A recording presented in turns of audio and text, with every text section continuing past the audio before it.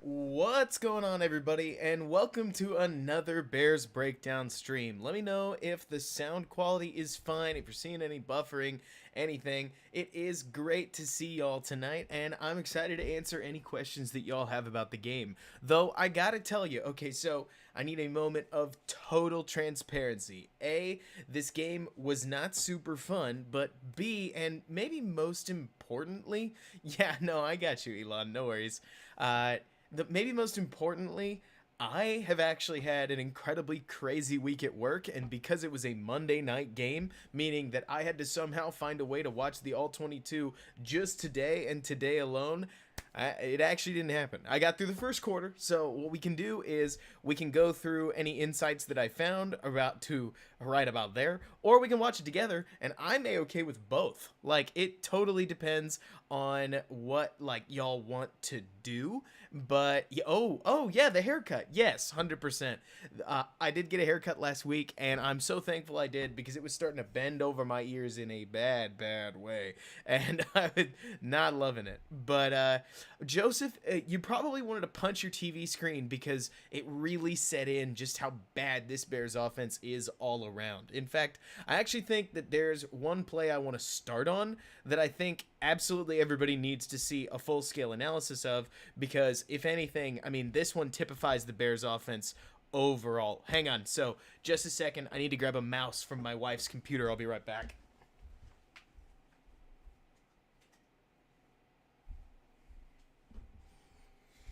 Alright, so this is the old mouse I used for PC gaming. At the moment, I've switched to a different one, a wired connection. Woohoo-hoo.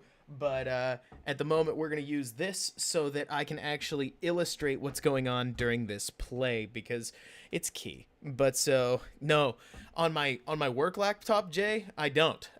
Because most of the time I end up just using the trackpad for daily coding and whatnot. But when I grab the mouse, yeah, it helps out. But so, not this time he didn't. But so with this mouse, I'm able to do play diagramming much more, and it's exactly why you sometimes see it just shoot off like that. The mouse connection is weird. But so, anyways, this is a play that I think we all remember, right? It's 3rd and 5. What you're about to see is that the Vikings are going to throw, I think it's a 7-man blitz, might just be 6 though, where pretty much everybody on their line is going to crash down.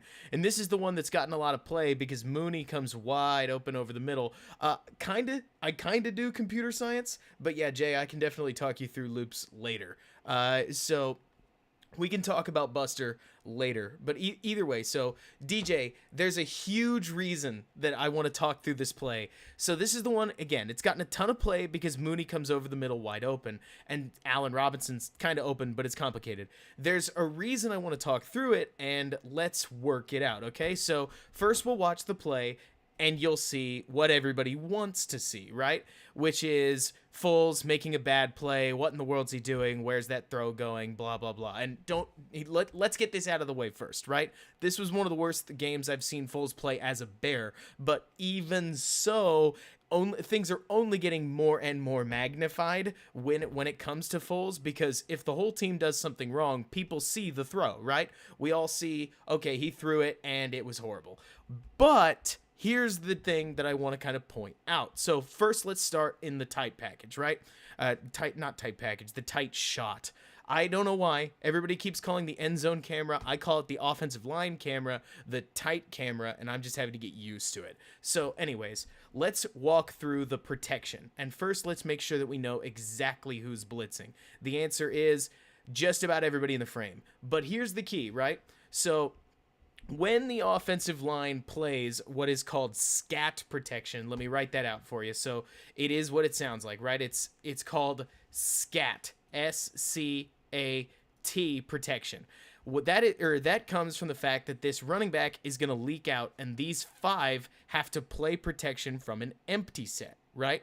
So when this happens, this means this guy's gonna blitz, this guy's coming, or not, he's not blitzing, he always rushes, but so these 6 are going to blitz against 5, meaning that the offensive line has to make sure that that they protect as many people as they can so that Or so okay, calm down, Joseph.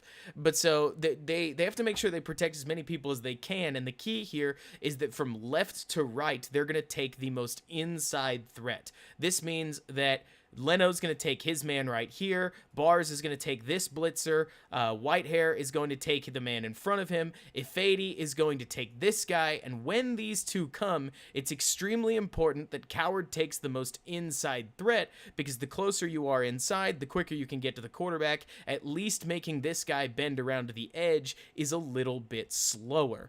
But first things first. So right off the bat, you're going to see that despite this inside blitz going exactly the way the Bears would want it to, again, look, Ifedi checks outside and then comes back inside to take away the inside threat, inside threat, inside threat, inside threat. Coward needs to hit this guy. He needs to force 98 to come all the way around the end so that Foles can take as much time as he needs. Instead, you can see he doesn't. He like pokes out at the guy on the end, and 50 or what is this 20, the blitzing safety, I think it is. Nah, it's a cornerback. Oh man, no, it's just a guy on the line, but he's going to come right through and hit Foles immediately, which is key. So, first things first, note that Coward makes a mental mistake on the line, forcing a slightly early throw. But who in the world is this throw going to, right? Like, this is a bad throw, isn't it? Well, here's the thing. And maybe you've noticed. So first of all, yeah, Coward is really bad.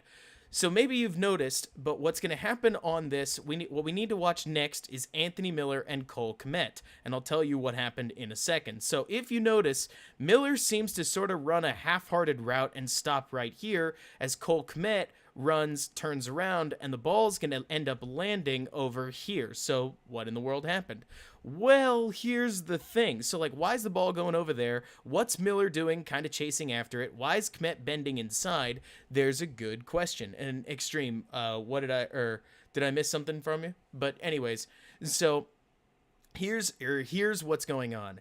Based on what I can understand and the fact that Kmet runs what looks like a flare before coming inside and Miller runs this route before stopping, I think they're going with a double China look here. So this means that they're basically trying to run the same concept twice. Mooney's running an inside dig while Robinson runs a post over the top. Miller is also running a post, so he's trying to get over to about here with Kmet coming inside right there to move this backer. That's the goal. So in this moment, what Foles is looking for, just to make sure that we're all clear, right, is he's watching these two defensive backs, because if this guy specifically gives Miller that inside leverage, Foles has what he wants, assuming that Kmet moves that guy this way. But as you guys see, Kmet doesn't move him because he doesn't run the right route. And Nagy actually confirmed that after the game, is that Kmet in this specific play ran the wrong route. He wouldn't give away what route it was, and I'm almost certain it's exactly the same route Mooney runs, which is a quick dig to move this guy out of the way. This is exactly why you see Foles just ball over in this direction, right? Of course he's trying to stay on his feet, but he's also throwing to a Miller who ends up getting kind of picked by his own man. Again, let's wind it back and you'll see this. And I understand that this sort of looks like I'm taking a stretch, but remember that Nagy confirmed afterwards Kmet ran the wrong route. So if you take when Mooney's supposed to break, I think Kmet is supposed to break right around now, meaning all Miller has to do is bend around his man and go find the ball in the air. I mean, hey, maybe, Jay, that could be the case, but this really looks to me like the tight end ends up in the wrong place, and it's exactly why, at this exact moment, you suddenly see Kmet pinch that route inside, because he kind of remembers where he's supposed to go, and then at that point, Miller just can't get out there, which, that's the thing. There's something to be said for there's bad coaching that your rookie tight end is out here on a key part of the play and he runs to the wrong spot. There's bad coaching on the fact that Rashad Coward, at this point, what does you think you guys is like 15, 16 starts in the league? He still is making these major mental mistakes. Sure, it's his second start at tackle, but also it's a simple line adjustment to take the guy inside, and he doesn't. He basically leaves a completely free pass inside. And no, it's not a it's not a great blitz by Foles, because as you guys can see, I mean, he keeps his eyes on the outside the whole time instead of thinking, okay, there's 6 guys coming at here. Why don't I check my hot route? He's slow. He's definitely slow to get back to this. Like, absolutely. So why in the world he doesn't, like, quickly make the adjustment and just hit the free guy over the middle? That's beyond me. But the route combination on the outside isn't any good either, because it's run wrong by the rookie and Anthony Miller. Well, not really Miller in this case. Miller, as Nagy said, is in the right place, but Kmet runs it wrong, and that's not great. All this to say that the Bears offense is a mess. It's a mess from the aspect of coaching on the line. It's a mess from line play in general. It's a mess because the quarterback had a very, very bad day. It's a mess because routes are getting run wrong, both on the little end and on the big end. Like, running a fade when you should be running a dig is not good. And it all falls back to just a bad day on offense that I think absolutely everybody saw, right? It doesn't take a genius to look at 6 offensive points on the day and come away saying, this wasn't a very good game. And I'm not about to tell you that it secretly was, or that Foles was somehow good, though I will tell you, whether or not we start Trubisky, that if there's one thing I do worry we're going to lose with... We don't need to talk about what we're going to lose with Foles, because I get it. I mean, because of the issues on the offensive line, we're not going to get prime Nick Foles. If anything, he kind of looks rattled. So we're going to keep getting Chicago Foles, who's fading away to protect himself, and we saw why at the end of the game as he got hurt. Or we're going to get Mitch Trubisky, who is inaccurate downfield and a whole lot of other things that we all know because we've all lived through the Trubisky experience. But at this point, we might as well finish the game because I just want to know. When you say offensive, are you saying offensive days or offensive days? And Don, you're absolutely right. That's one thing that I think really sucks about watching Anthony Miller, is that there's so much talent where he looks like he really could become somebody reliable, but man, he tends to take a step backwards every time he does something else. And that's the thing, Worm Food. He absolutely is. What I keep seeing as I watch this team is that Nick Foles doesn't look like he trusts anybody. And I don't know if I necessarily blame him, but you kind of have to trust people as the quarterback. And that's I think at least what's part of the problem. Certainly it's nice that the line, as you can see here, was able to get some movement. So we haven't seen that since weeks 1 and 2 with Trubisky. The line was able to run the ball a little bit better today, but even so, it didn't end up amounting to much, as I think they ended up with less than 50 yards overall. But yeah, I mean, that's the thing. It's a complicated question because, you know, Jay, it's funny you talk about that. Like, I actually think Foles kind of does have I think he's got at least a little bit of a connection with Allen Robinson. Certainly, he's been feeding him the ball plenty. But in a game where you throw for 106 yards, not a lot of people are going to get a ton of not a lot of people are going to get a ton of yards. And Allen Robinson caught about half of them, a bunch on one play. What is this, an RPO? At least it looks like it. You know, Colin, it's funny to grade Lamar Miller because he had 1 snap of action. It just looks like a quick out. But I thought he was all right. I mean, nothing at least like super crazy. But let's see, Deadly Chicken, what are you? Yeah, no, Trubisky actually takes more sacks than Foles, but he'll also make plays with his legs, which, hey, there's a bright side there. Let me see. So yeah, Trubisky does tend to just chuck it. And hey, Sean, how you doing? But there's a problematic nature when you start explicitly targeting A-Rob, because generally speaking, the defense started adjusting to it, and as we saw with Detroit, they were able to just kind of cover A-Rob exclusively because it worked. Yeah, ENB. I've watched my own Tyler Bray video a couple times just trying to get set for it, and then the Bears went out and pulled in Deshaun Kaiser. So there you go. Let's see what happened on this play. I'm legitimately curious. Like, again, I'm watching a lot of this for the first time, and it looks like this was something the Bears actually got caught doing a couple of times. I've talked with a friend of mine that has basically said as much, that the Bears, if they had one issue, it's that Mike Zimmer kind of figured out what they wanted to do. But so here it looks like a play action set where this one's covered. Allen Robinson doesn't really have a pocket to throw into because this safety's sitting on it. Obviously, Miller's not exactly open with a potential breaking safety. And if anything, I would have liked to see him kick the ball out sideways instead of, doing his best Michael Vick impersonation. And like somebody said in the comments, but he doesn't. He picks up 2 yards on the scramble, which, hey, all right. Yeah, that's the thing, Jay. I mean, it wasn't a great day from Nick Foles. I'll never try to pretend it is. Somebody talked to me at one point earlier on Twitter talking about how let me see.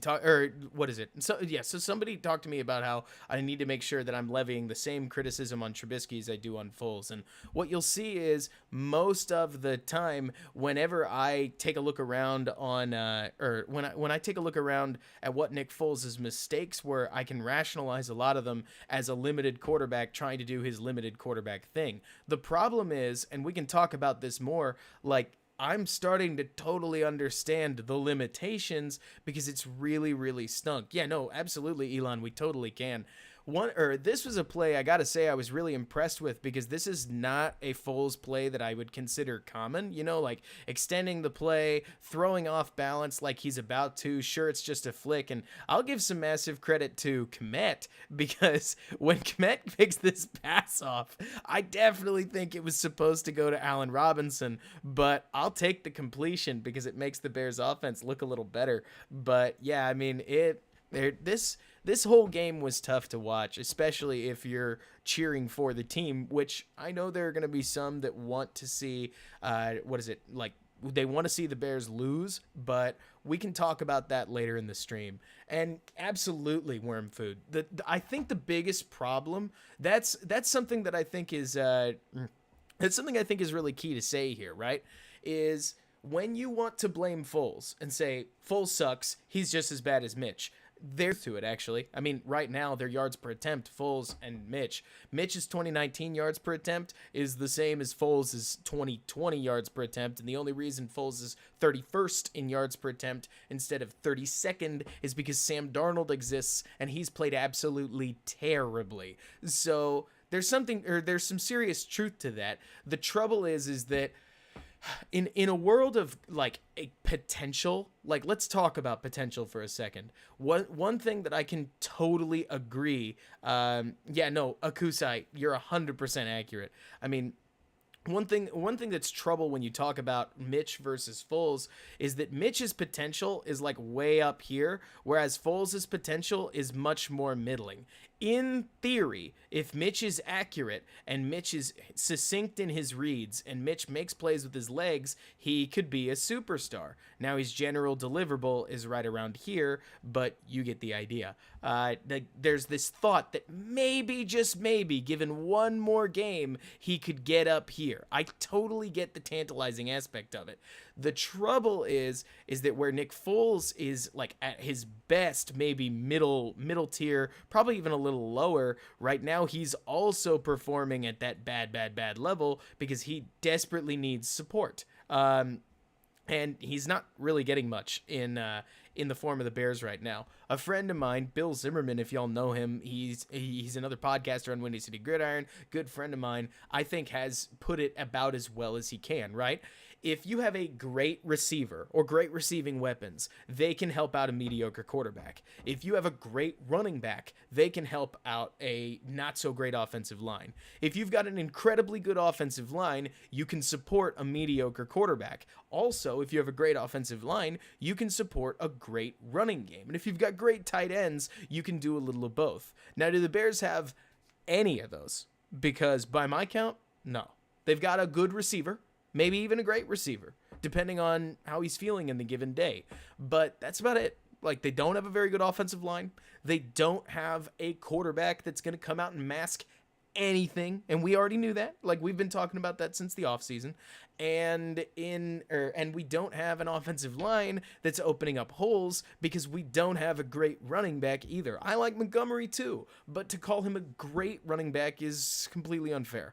And that's the thing, Joe. I mean, there's seriously something to be said about the idea that if Mitch, not only are you saving the Bears some cap incentive because he won't hit his incentive markers, though that's a little shrewd for Nick Foles, the player, to basically deny him money just because, but you're also adding mobility into the Bears offense, which it does help. I mean, even if I could just give you my worry about it, because I think Mitch Foles is on everybody's mind. If there's one thing that I worry about, it's that I'm not 100% sure Mitch hits this with any consistency.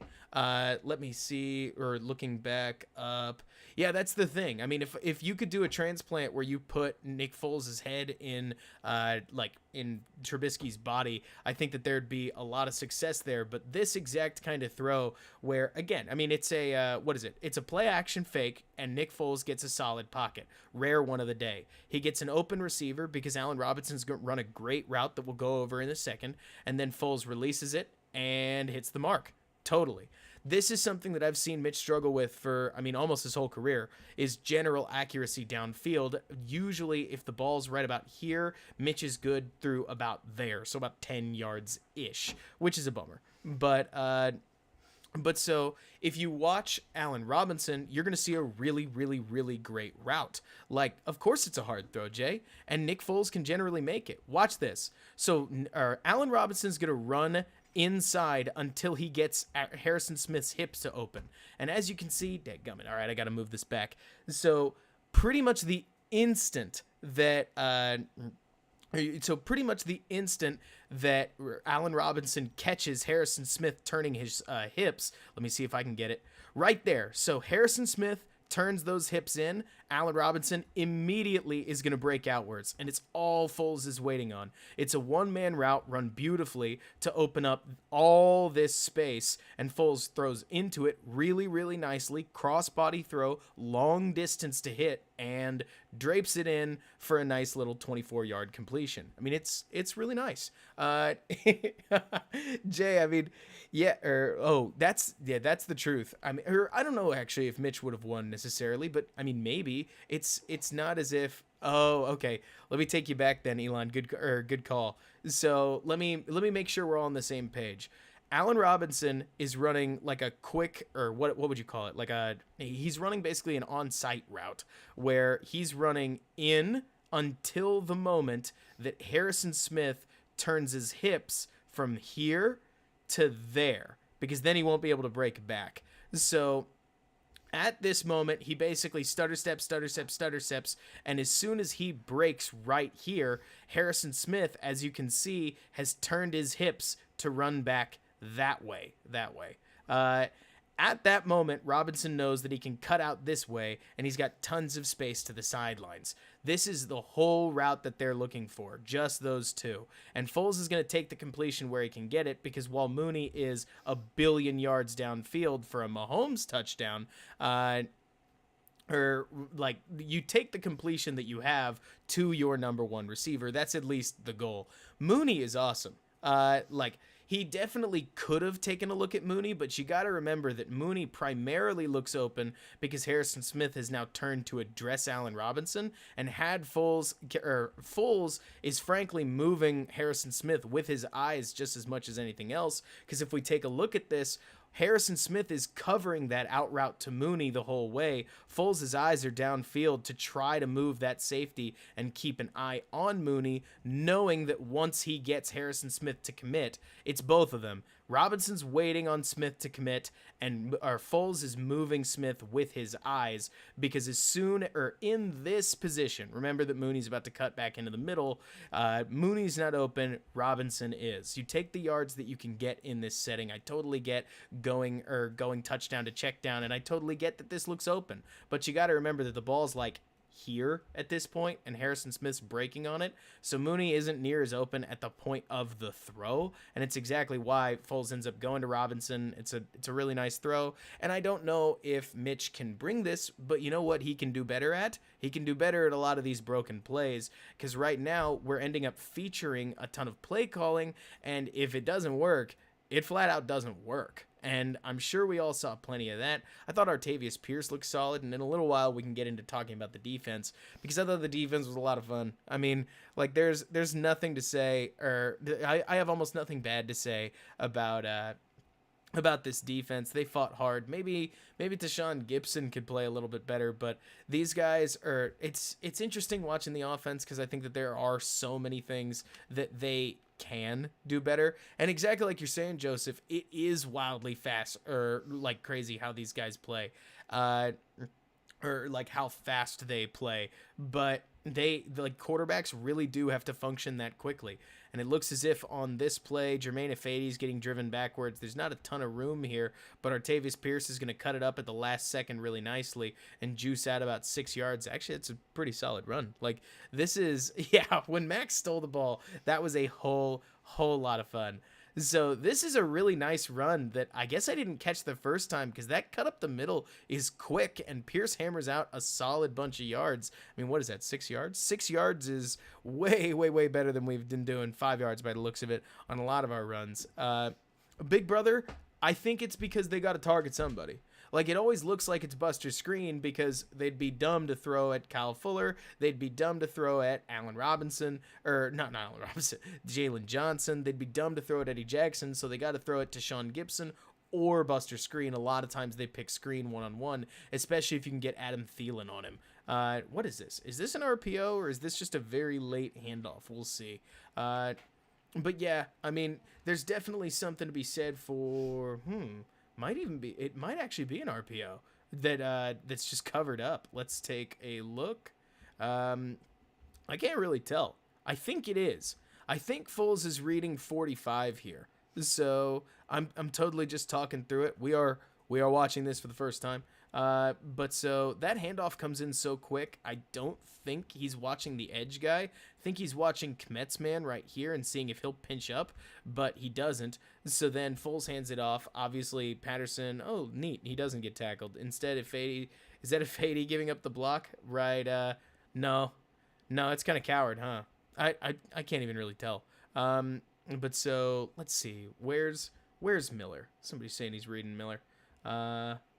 Miller, like the defender, because Miller's up there on the top of the screen. He looks as if he's definitely watching Kmet's man to see what he does and trying to keep him out of the run play. Then it looks like the Bears, yeah, so Ifedi loses his block on number 96, which is a massive bummer. So Ifedi gets beat right there. Coward, is he going to block anybody? Let's see. Well, he chips him and then lets him go. And then he doesn't get number 54 necessarily, but 96 squeezes through. Yeah, I thought Cordero Patterson played hard. Oh, yeah. I mean, that's the darn truth. Yeah, I think it's an RPO that just didn't work. But it is an RP slow. I love that name, because this one did not develop well. So now it's third down again. Let's see what they do. I mean, we get to all live through it together, right? But there were a lot of, oh boy, not good. So let's take a look at this. Oh man. All right, so what I remember Lester saying, let's take a slowed down look, and well, there it is. Okay, so this is another interesting one because it falls back on a lot of things. It looks as if this is going to be on Ifedi, because Ifedi's at the action point, if you will. But remember what we talked about, where you have to take the most inside threat? If we slow this down, you're going to see exactly what the boss man at Windy City Gridiron, Lester Wiltfong, did. See, here's the thing, DJ. It looks like Ifedi, but it actually, according to, again, the O-line guru, Ifedi has to watch this simulated pressure basically all the way. And remember, Leno's watching his inside most guy. Bars recognizes he doesn't have one. Or what is this? Whitehair is watching his guy. Bars is looking to help. Ifedi is watching him until the last minute because he has to. And Coward needs to step up to take number 50 over. So when he doesn't, and Coward instead gets 98. He leaves Ifedi totally on his own, and Foles clutches right there and ends up eating the sack. So let's take a look at what he was looking at to know whether he coulda, shoulda, woulda thrown this ball. When he looks to throw it, oh boy, that is covered. So that's the trouble right there, at least, is that Foles is looking at this outbreaking route, and maybe he could let it go, but these two are both blanketed. Obviously, he's not open, and I can understand why he didn't want to throw it with a corner breaking onto it, because that is a pick six waiting to happen, and maybe you could squeeze a knockdown into Miller, but I can understand why Foles doesn't throw it. Again, that doesn't mean I'm happy with it. Like, this doesn't necessarily mean that it's a good play on Foles' part, but man. So let me take a look at that Supreme, because I'll need to watch what Whitehair does in particular. But so let's see. Oh, we missed it. So let's see. We gotta wait for this to load on up. Whitehair. So when Whitehair points at this guy, he's basically setting the Mike linebacker, so the whole protection is skewed off of that. That means, I think he's basically telling Ifedi, hey, you got to take this guy, and that means Cowards, of course, got to take this guy. Whitehair will go there, and sure, in theory, maybe you could motion him over, but that's not super realistic. But so, at that point, or you can see that Ifedi is waiting on 54 the whole way, and Coward still is going to take his man on the edge, just like what happened earlier in the game, and the Vikings get the same thing to come right on through. I can totally understand why Foles doesn't look at it. I think they must have thought these guys were sitting in some kind of zone. Let's see if there was even any motion or something that revealed it, because I don't know why Foles is thinking that it's zone, but either way, it looks like a pick a side read based on what I can tell, meaning that Foles is going to start here. And remember, he's not the all-seeing eye, so he basically, off of his first read and first read alone, has to be right because of what's coming. And again, in a world where he can see everything, Graham comes open on the slant after Kendricks is out of the way, but he's not even out of the way yet. Like, this is just a bad play overall. And I mean, this is what the Bears offense has looked like, right? It's been, well, that didn't go well, Coward misses assignment, and that didn't go well, Allen Robinson didn't get open downfield, or the Vikings just read out the coverage, or read out the play, because that didn't work. And then yeah, like, it's tough.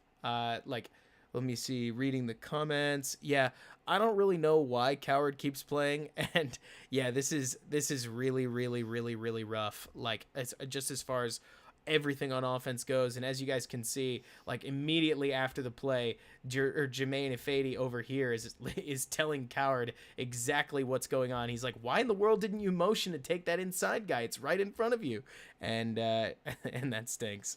But so, I mean, I don't understand why Coward keeps getting put in the lineup. That's something that I keep looking back at. Like, Pace, why in the world are we doing this? But we are, and it's too bad. But yeah, this whole game was tough. And one thing that at least we can take away from it is that, what is this? Cordero Patterson is very, very, very, very good at what he does. We can all enjoy a good old-fashioned kickoff return touchdown where Patterson, I mean, when people talk about him being potentially the greatest kick returner ever, from a physical standpoint, I get it. He's got great one-cut ability, and when he gets moving, he is incredibly hard to stop. I mean, this was awesome. So, Philip, that's a great question. We're not really sure whether like Spriggs is healthy or not, because if he was healthy and we didn't play him, I'm shocked. And if he wasn't healthy if he wasn't healthy and that's why they didn't play him, I get it, but they keep finding a way to put Coward in the lineup for basically any excuse possible. So if Spriggs was healthy, would they have played Coward at left guard? I don't know. Like, it's And Hollywood, I would love to comment on that, but instead I'm going to say, hey, everybody look at Hollywood's comment. I'm just trying not to jinx things. So if there's one thing that was really, oh man, I don't know if we could find Zimmer's face, but I have to imagine he was upset about it. So one guy that I thought had an especially good game overall was Roquan Smith, but the whole defense was playing like crazy. There are a whole bunch of, believe it or not, running plays where I thought Roquan was sticking his nose in and really making nice plays. Let me take a drink of water real fast.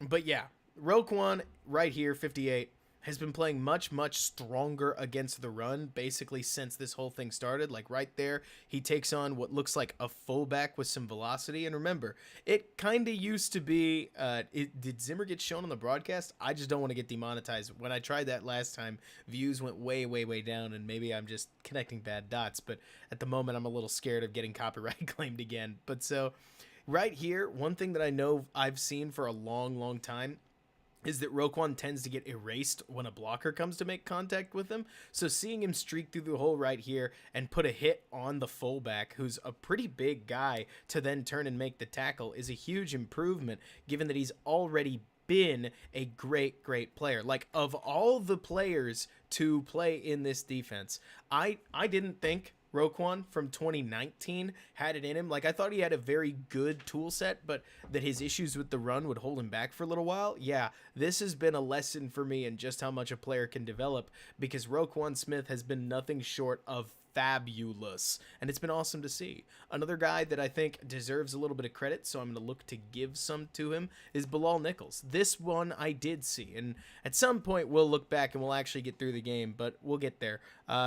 So one of my favorite plays from this game that I've seen so far was this one right here. And if there's anything in particular you want me to go over, just let me know. But what I want you to watch on this play is Bilal Nichols. So this is a play action pass, and you're going to see Nichols spot the play action and then roar right through and pressure Cousins. But how did he do it? In case anybody has seen my Nichols breakdown, which is actually still somewhat relevant, Nichols struggled with hand technique, and it's been a specific area that he absolutely had to address. So, for anyways, so what I want you to spot here is that, well, this whole time, Nichols is watching this play action fake, so he can't move just yet.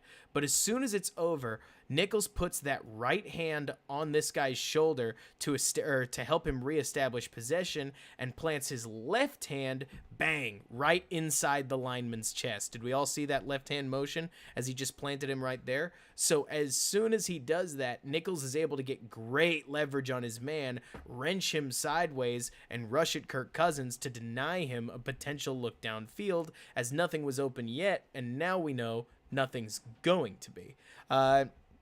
Yeah, that's the Akusa, I like that. But it's great to see Nichols developing as a defensive tackle, because he made a couple plays throughout this game that were reminders that as long as he's not getting asked to two gap, as long as he's not getting asked to two gap, he generally does pretty well, which is awesome to see. There's a bunch of plays. You guys talked about Buster's screen. I feel so bad for the guy, because this is absolutely, like, this is super, super great. Like, coverage, or maybe not super, super great, but let me step back. This is about as good coverage as I would expect Buster's screen to put on, like, what is this, Adam Thielen? Because right here, he's shoulder to shoulder with the guy. He's got his hands up. He's just looking to take what he can away. And sure, he's not turned around, but that's because he's a $5 million man and not a, what is it, a like $20 million, a lot of what, or $16 million, what a lot of these nickel corners are getting paid. And Adam Thielen just catches it. I mean, there is an aspect when it comes to Buster Screen of just being unlucky, because he does get posterized and he's in solid coverage. I mean, or what is it? Announcers will say it until they're blue in the face that on plays like this in particular, he's where he needs to be, but Thielen just makes a better catch. And, you know, Don, I really don't think Screen's been that bad. I understand that everybody likes to dog on him, but you got to remember he's part of a defense that held the Vikings to like 19 points, even though our offense was just handing it back to him the entire game long. And he had a terrible, terrible night. I'll never tell you otherwise. Like, Screen, what was it? He was targeted 5 times and got beat all 5 times, which I'm not about to pretend that that's like good, but there have been plenty of games where he has a knockdown or like a knockdown here and there and denies other things on short throws and whatnot. And to not be holistic about the picture is too bad when you've got a guy like Robert Quinn that cannot rush the passer to save his life right now.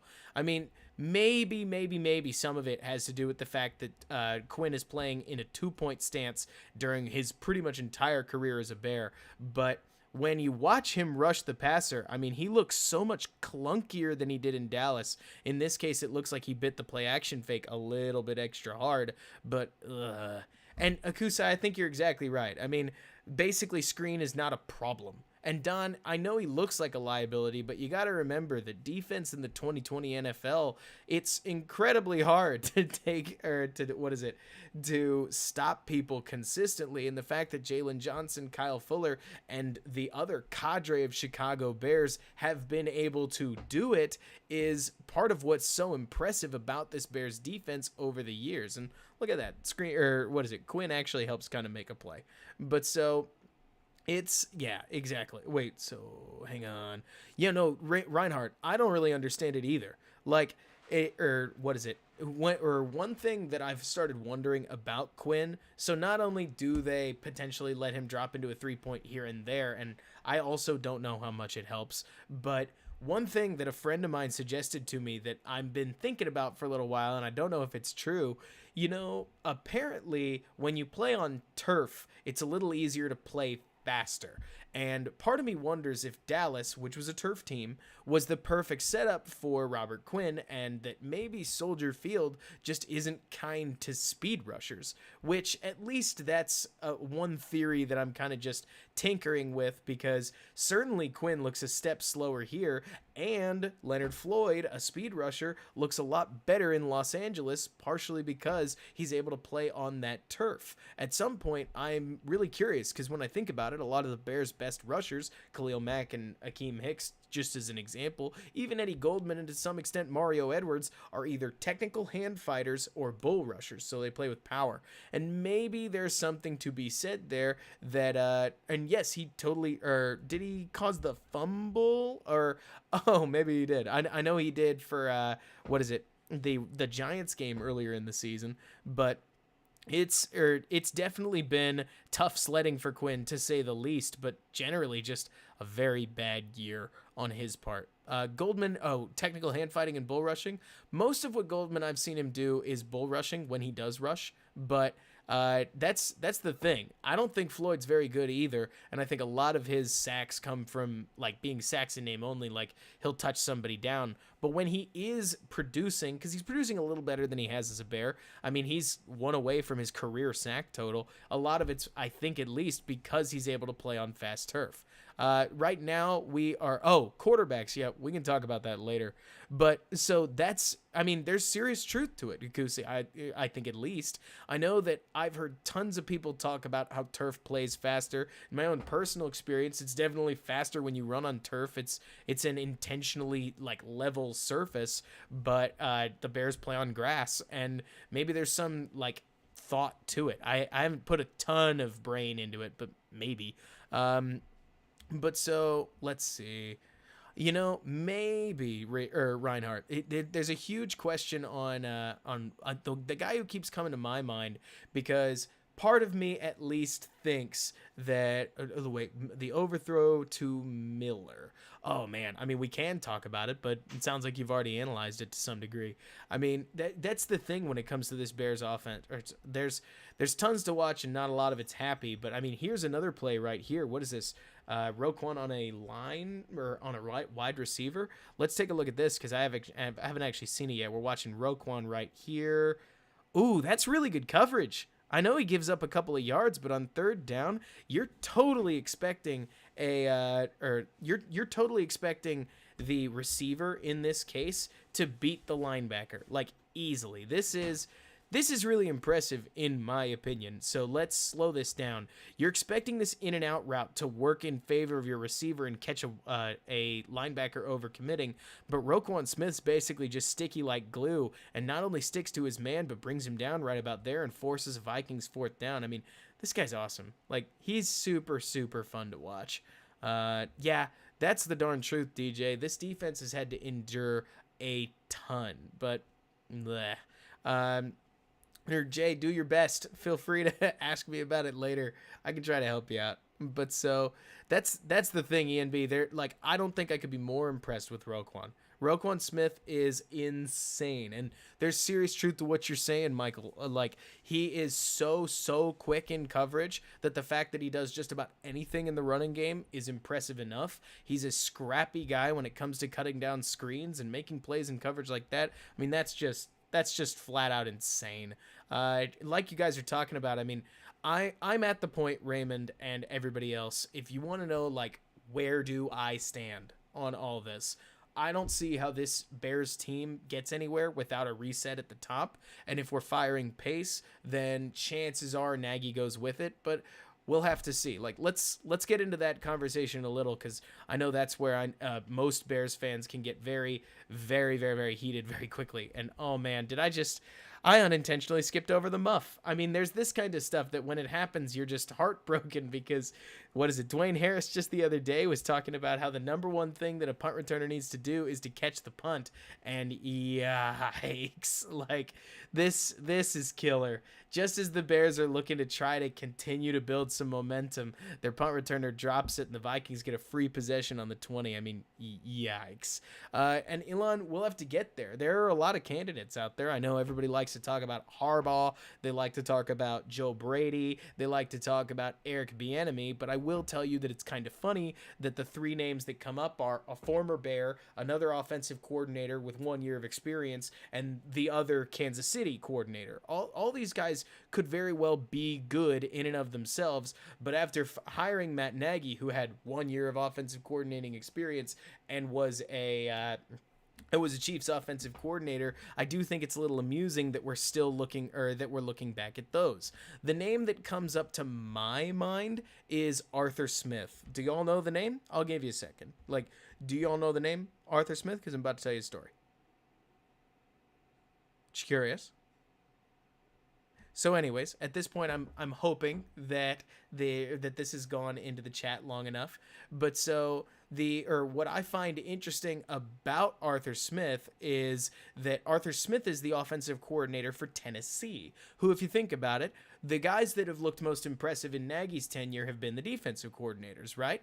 The offensive coordinator for the Titans has been pretty impressive. Is he like my number one choice? I don't know, but I'll tell you that he's at least intriguing to me, because what the Titans have been able to do on offense with a Vrabel team that's supposed to be a defensive squad has been pretty impressive. I don't think Ryan Tannehill's like incredibly crazy good, and yet they've built an offense that totally works with the personnel Tennessee has, and it's nice to see. I'm not about to try to pretend that like Arthur Smith is the guy. Again, I'm not a coaching savant, and there's not a ton of guys that I've got on Rob's short list because I haven't gotten there yet. But I will tell you that he's a name that I haven't heard a lot of, that I'm intrigued by, because if he does bring that, like, what do you call it, that smash mouth offense to Chicago, I do think it'll fit hand in glove, because that's exactly the kind of city that we are.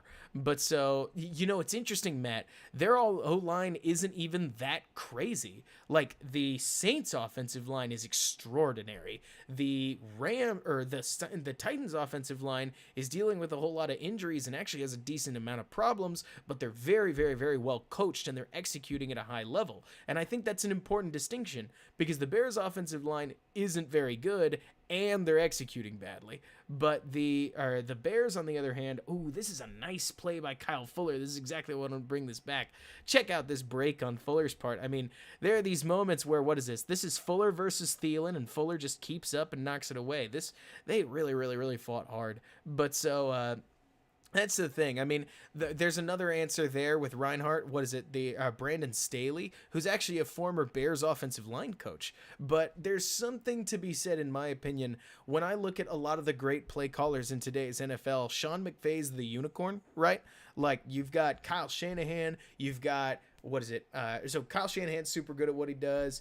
We've got Sean Payton, Andy Reid, tons of the great offensive coordinators or offensive play callers right now have been they've been doing this for a long, long time. And there's part of me that thinks if the Bears could get a little bit of experience with that, again, whether that's Bieniemy at Kansas City or Arthur Smith, I think he's at least been doing this for a couple years. I'm worried about a 1-year hire, basically. It's kind of like drafting Mitch Trubisky, the 1-year starter. When you just take Joe Brady 1 year into the NFL, I think you're taking on a large, large risk that would be just like if the Bears had hired John DeFilippo after he had been the Eagles quarterback coach. Staley is a really good coach. I'm not about to pretend Staley's bad, but part of me would still like an offensive mind, and that's just okay. I really think that or that Carolina has been incredibly impressive. I'm just not 100% ready for to see Joe Brady as a head coach yet, because I think you need a couple of years. You need to see what happens when defenses get a year of tape. Is Brady going to adjust, and et cetera, et cetera, et cetera. Oh, Don, I'm super sad about it. Absolutely. Like, I'm not going to pretend, or I thought the Rams were fabulous, Wormwood. We're going to get back to the game here in a little bit. In fact, I'll just roll the footage and we'll watch it again. But so the trouble is that I think that the Bears looked bad enough in this game that you have to start asking that question, right? I mean, I'll tell you guys outright that when I look at this team, especially given just how poorly the Bears offense performed under a different play caller, I don't really think that the Bears' issue is play calling. And you guys have known that. I mean, I've been saying that for a little while, right?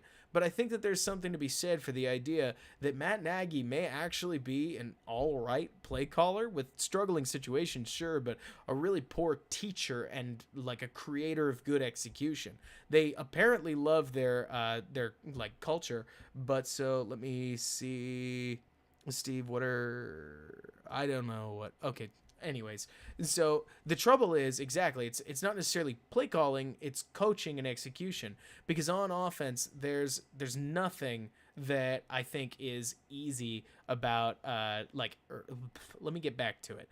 This was an interesting play, by the way, because if you watch Roquan, he definitely gets away with a hold, but so it doesn't really matter because in the new NFL nobody really calls holding, and we're okay with it. But so, yeah, anyways, getting back to it, I think that the bigger issue with Matt Nagy right now is that the offensive line, the receivers, everybody, like, with wrong routes and wrong assignments on the offensive line, I just look at it, it doesn't look like they know what's going on. Whether the offense doesn't even seem that complicated. Plays like that double China route we talked about earlier, they're not that hard, but guys aren't getting it. And that looks to me like a teaching issue. And considering that the Bears just fired their offensive coordinator, Mark Helfrich, and their offensive line coach, Harry Hiestand, I at least think that a lot of it's got to bubble up to Nagy, because when you make those kinds of coaching changes, you end up, you're kind of revealing that apparently you can't teach much,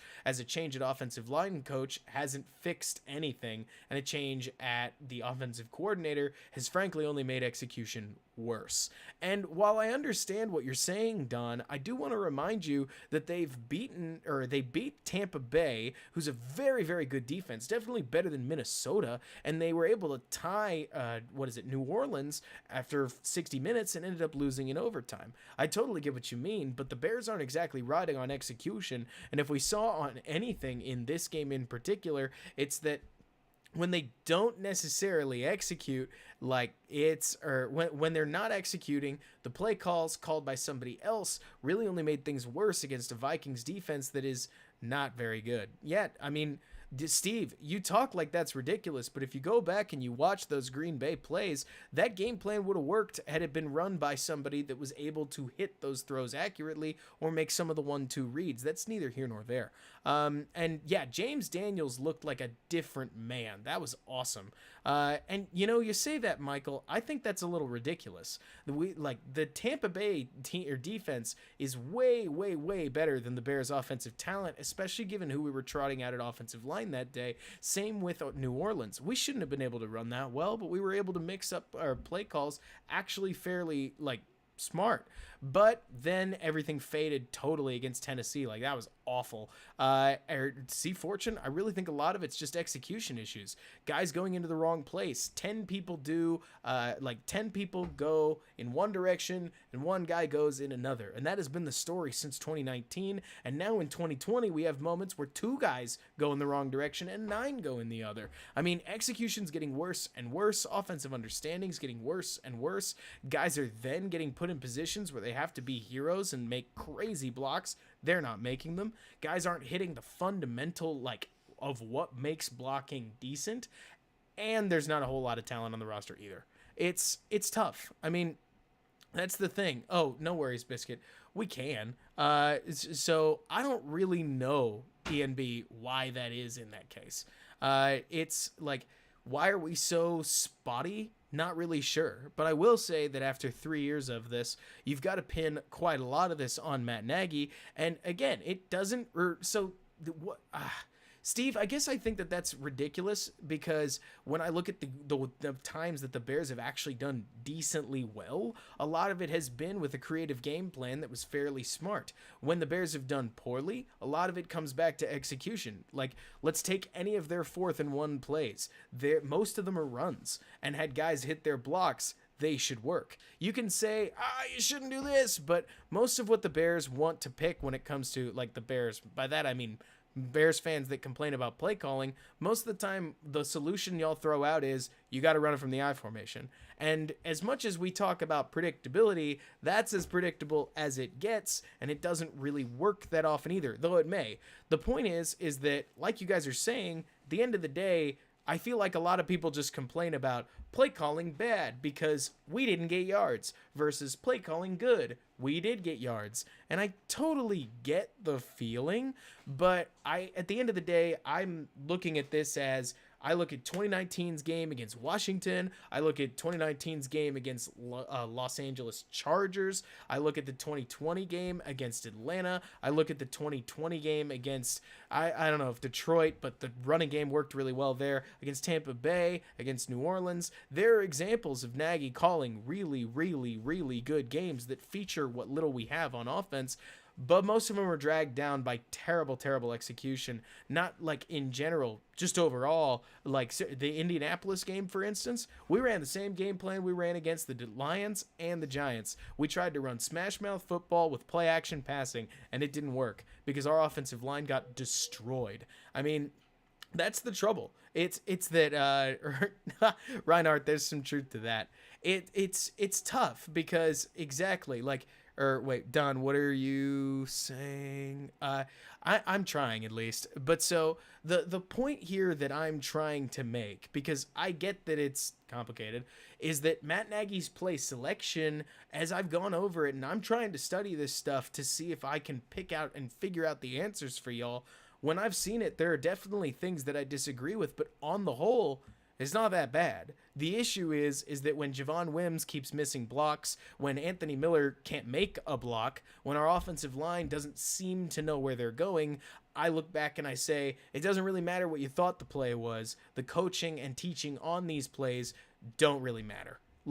That's the thing, Don. At the end of the day, we're pointing the finger in the same place.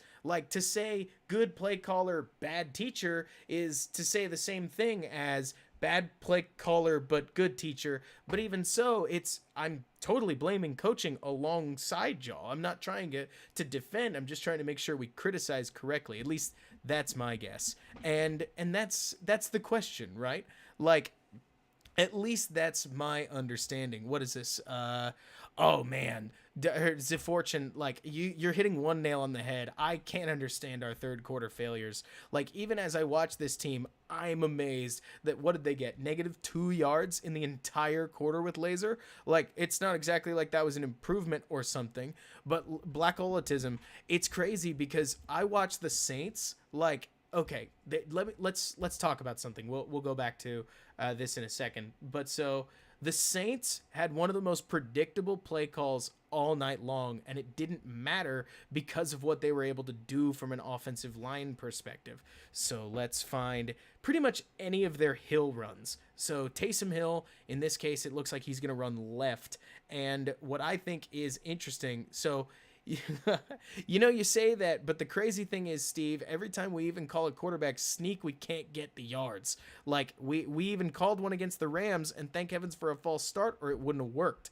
The Saints ran this play into oblivion. We talked about this a little while ago, but I'll remind everybody what it is. Basically, Taysom Hill has a direction to run, either left or right. In this case, he's running to his right. This guard's going to pull around, and that's the play. Like, everybody block who's in front of you with one pulling weapon in that direction. And from there, it's just a matter of hitting people and making it work. So the Saints were able to consistently do that.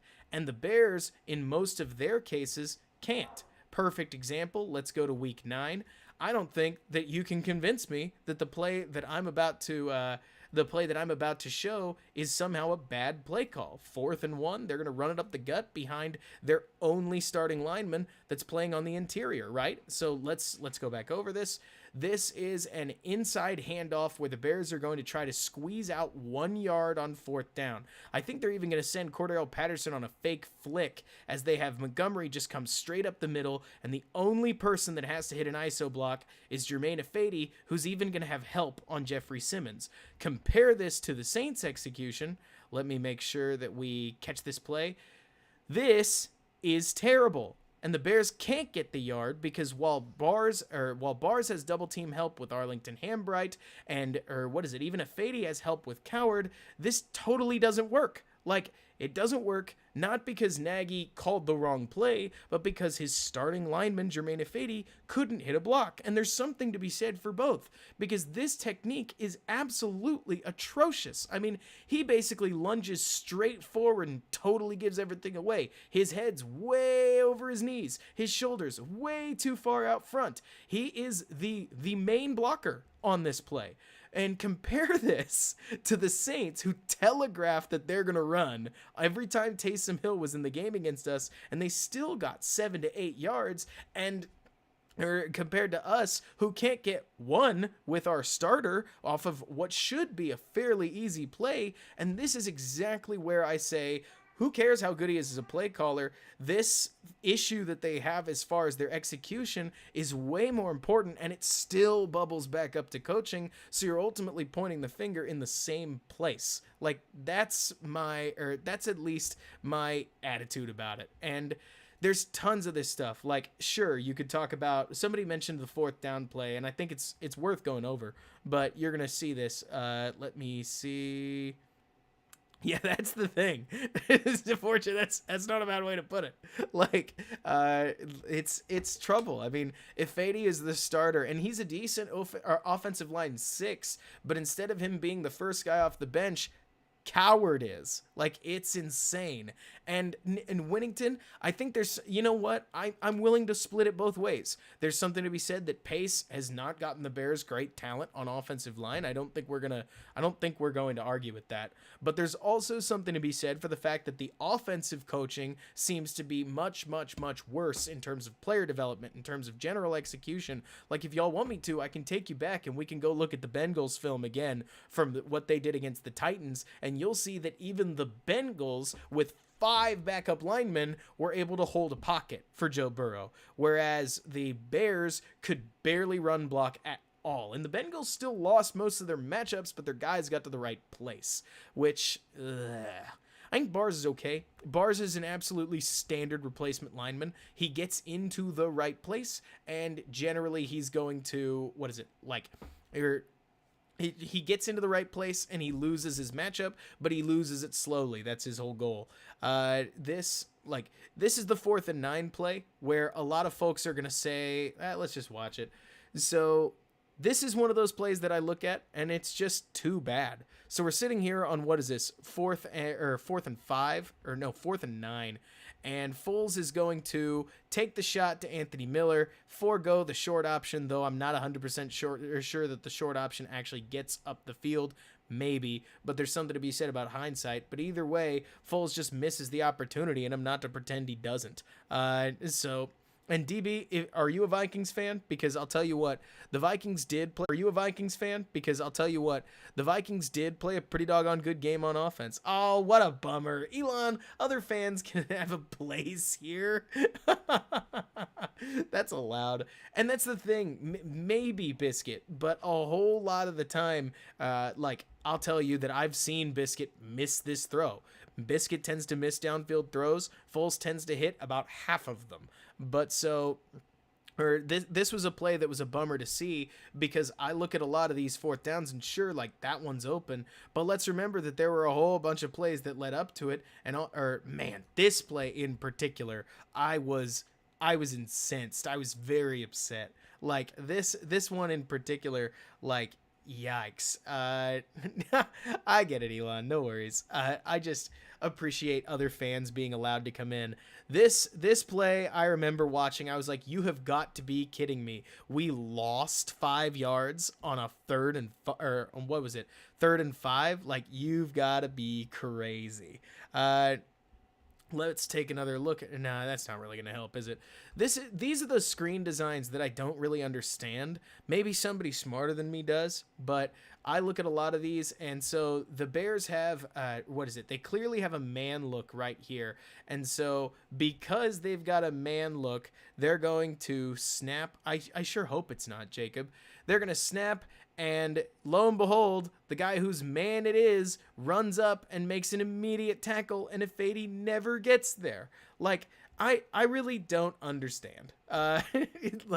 These are the sorts of plays that I don't know if Foles could check out of them. I don't know what the deal was, but this one never had a chance, because the idea that somehow this guy wasn't going to immediately recognize Allen Robinson's screen route, bleh.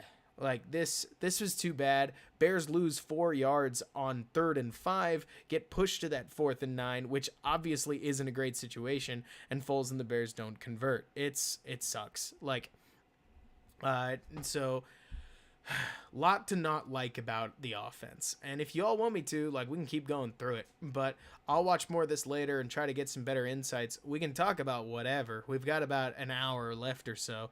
But one thing that I will tell you, because I do think this is worth talking about, right, is the more that I am watching football, the more that I'm seeing, Akusa, it definitely feels as if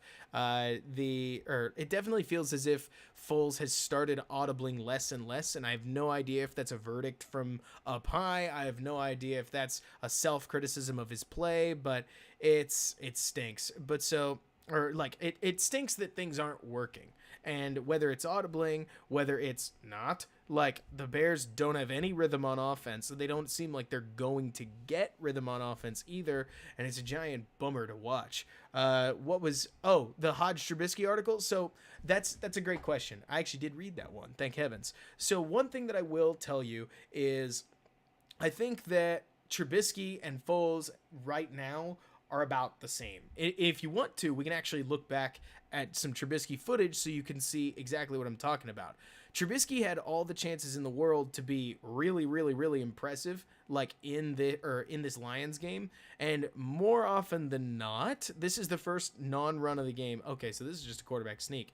Look at this, we couldn't get yards up the middle here either. But let me summarize.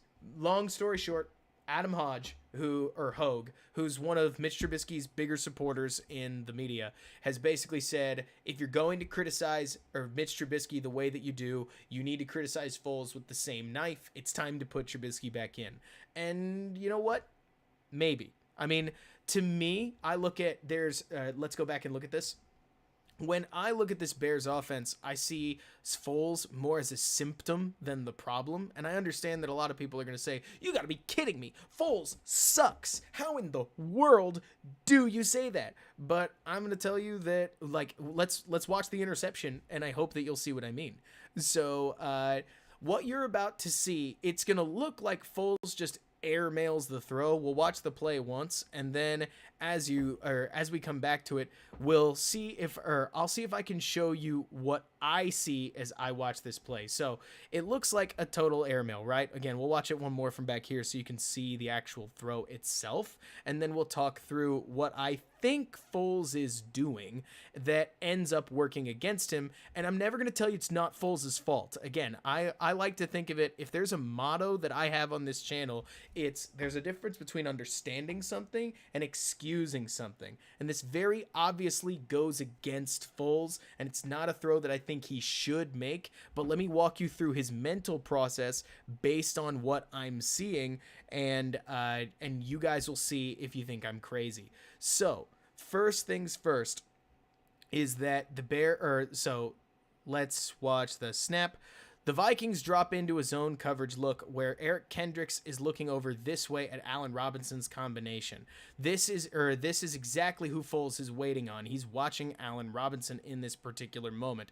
And Cole Kmet gets fouled up downfield. Maybe he was looking for Kmet off of a rubbing action, but either way, he sees Kendricks' back is turned and knows that Miller is coming over the middle, and so he's going to come over and look for that. So the receivers bump into each other, and again, maybe he's looking for Kmet to release. Maybe.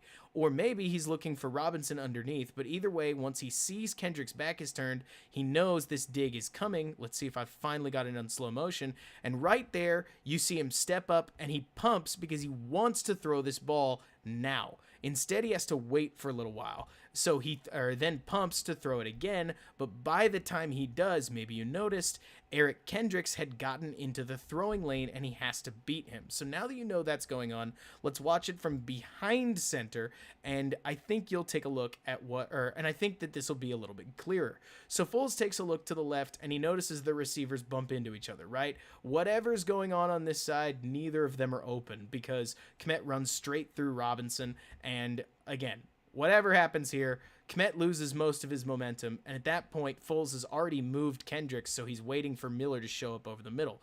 So then he wants to throw right about there, but he can't. So because if we take a look back, you'll see Miller hasn't broken yet. So instead, he then fires there because he still wants Miller downfield, but by the time he's throwing this ball, Kendricks is just far enough into the throwing lane that he has to get it above Kendricks' head and probably a little far out in front of him because he doesn't want to give up a pick six. I think we can all understand that. So he throws it such that it gets past Kendricks. That's the point, right? It's a little out in front of him and a little too high for Kendricks to make a play. But the problem is Kendricks has now influenced his throw enough that there's nothing there for Miller to do. It's because Foles stuck with Miller, like folks are talking about, like as soon as he doesn't throw it in the original timing he wants, he makes this throw late, and while he gets it past Kendricks, it forces a total airmail that honestly, if Miller had caught this would have been almost as impressive as his catch in Detroit where he bailed out or Mitch Trubisky on that one-hander, because that thing was awesome. In this case, like again, if Miller had caught it, I would have thought it's amazing. It is a miss by Foles because he's behind and way too high, and I think he's just being influenced by that linebacker underneath.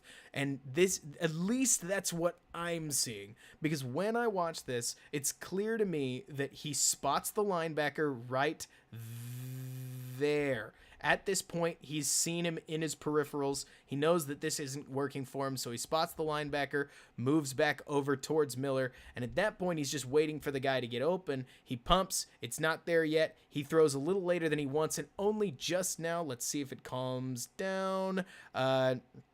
So, okay, I need Game Pass to be chill and to give me this this top bar right here. Fine. Dang it. So the point is that Miller has only just gotten in front of his guy. So Foles throws about as late as he can on Miller's part, but again, the window's not there, and it's too bad because it doesn't work out. The same thing actually happens on that Jimmy Graham incompletion later. Again, I'm going to say it's Foles' fault, 100%. You want me to say it's Foles' fault? I'll repeat it one more time. Foles' fault, 2nd and 7. But so, right here, if you watch Eric Kendricks, he's going to get into the lane again. Like as soon as Jimmy Graham breaks down the line, Kendricks gets into that throwing lane right here and totally apparently seems to disrupt Foles's like throwing line. At least that's what I'm seeing, where the line between him and Graham ends up bad enough that maybe Foles even throws it away instead of attending to like throw it to Graham. And at least he's able to make up for it with this 3rd and 7 snipe. Like, this would have been really cool. Or not would have been. This was really cool. But so I'll read up in the chat in just a second to point this out or to answer whatever questions y'all have, because this was a nice little throw. And American, I'm seeing you talking about I'm an apologist. I want to remind you that Foles is an incredibly average quarterback that has shown, maybe even worse than average, that if he's protected, he can deliver. And even in this game, he showed when he's protected, he can make really nice throws here and there. But he had a rough game. I'm never going to tell you that he didn't have a rough game. And at least what I'm seeing is that when Foles makes a mistake, you can tend to understand where he's coming from. Whereas when Mitch makes a mistake, a lot of times it's due to either a misread or just poor accuracy. And we can go over that in a little bit, because I won't be surprised if we're going to get the Mitch Trubisky show back on the road. But we'll see how that goes. So let me look up here. Oh, Jay, if we traded Foles for Wentz, that would have been wild, especially given how expensive Wentz is.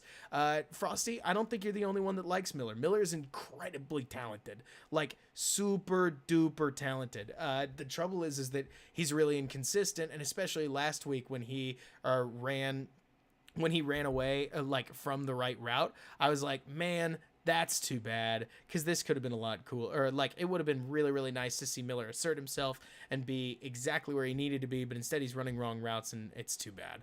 Samoan Mike, I think the ball's catchable, but I really like to remember the difference between a ball that needs to be caught and a ball that is catchable and a ball that is an incredible catch. When Miller hauls that ball in from Mitch with one hand, that's technically catchable, but it's a very, very, very difficult catch, and I think that's a difference worth making. So Mitch could have taken off, Jay. You're right about that. But so let me keep going back on. No, Wyatt, I don't think it can be blamed on Miller either. Let me take a look back down. Yeah, I think at the end of the day, Mitch is going to play again. I do.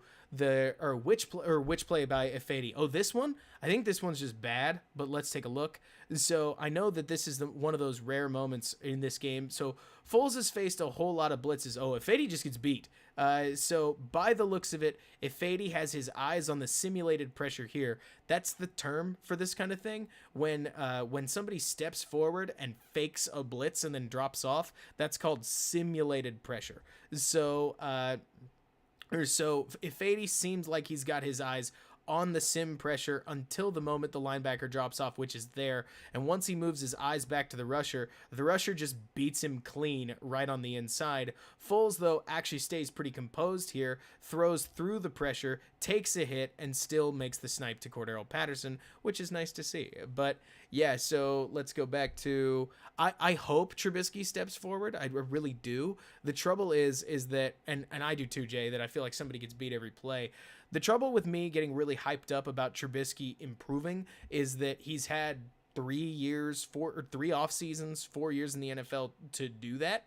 And I don't understand why him watching hours and hours of film behind Nick Foles is suddenly going to change things dramatically, given that he had the entire offseason to become quote-unquote a master of coverages, and that didn't really happen either.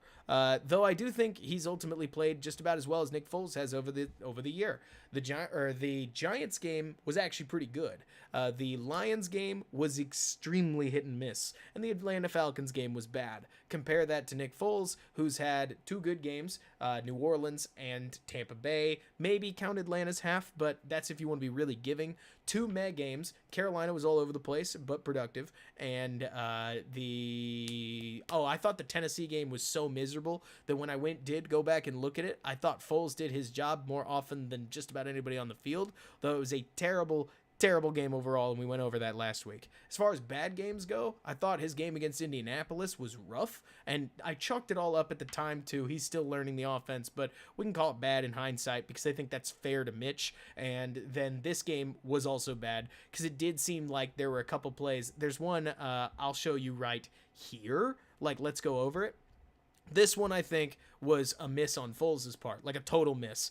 And let's take a look here. So what you're going to see is that the Vikings are going to throw another blitz at the Bears, and Foles is going to check to his left first. He's going to take a look at Anthony Miller going inside and Robinson coming on a dig. He's going to pick neither of them, look back towards the middle towards Jimmy Graham. I think he might even just be trying to look off the safety, but he's going to get hit because he's too slow to get back.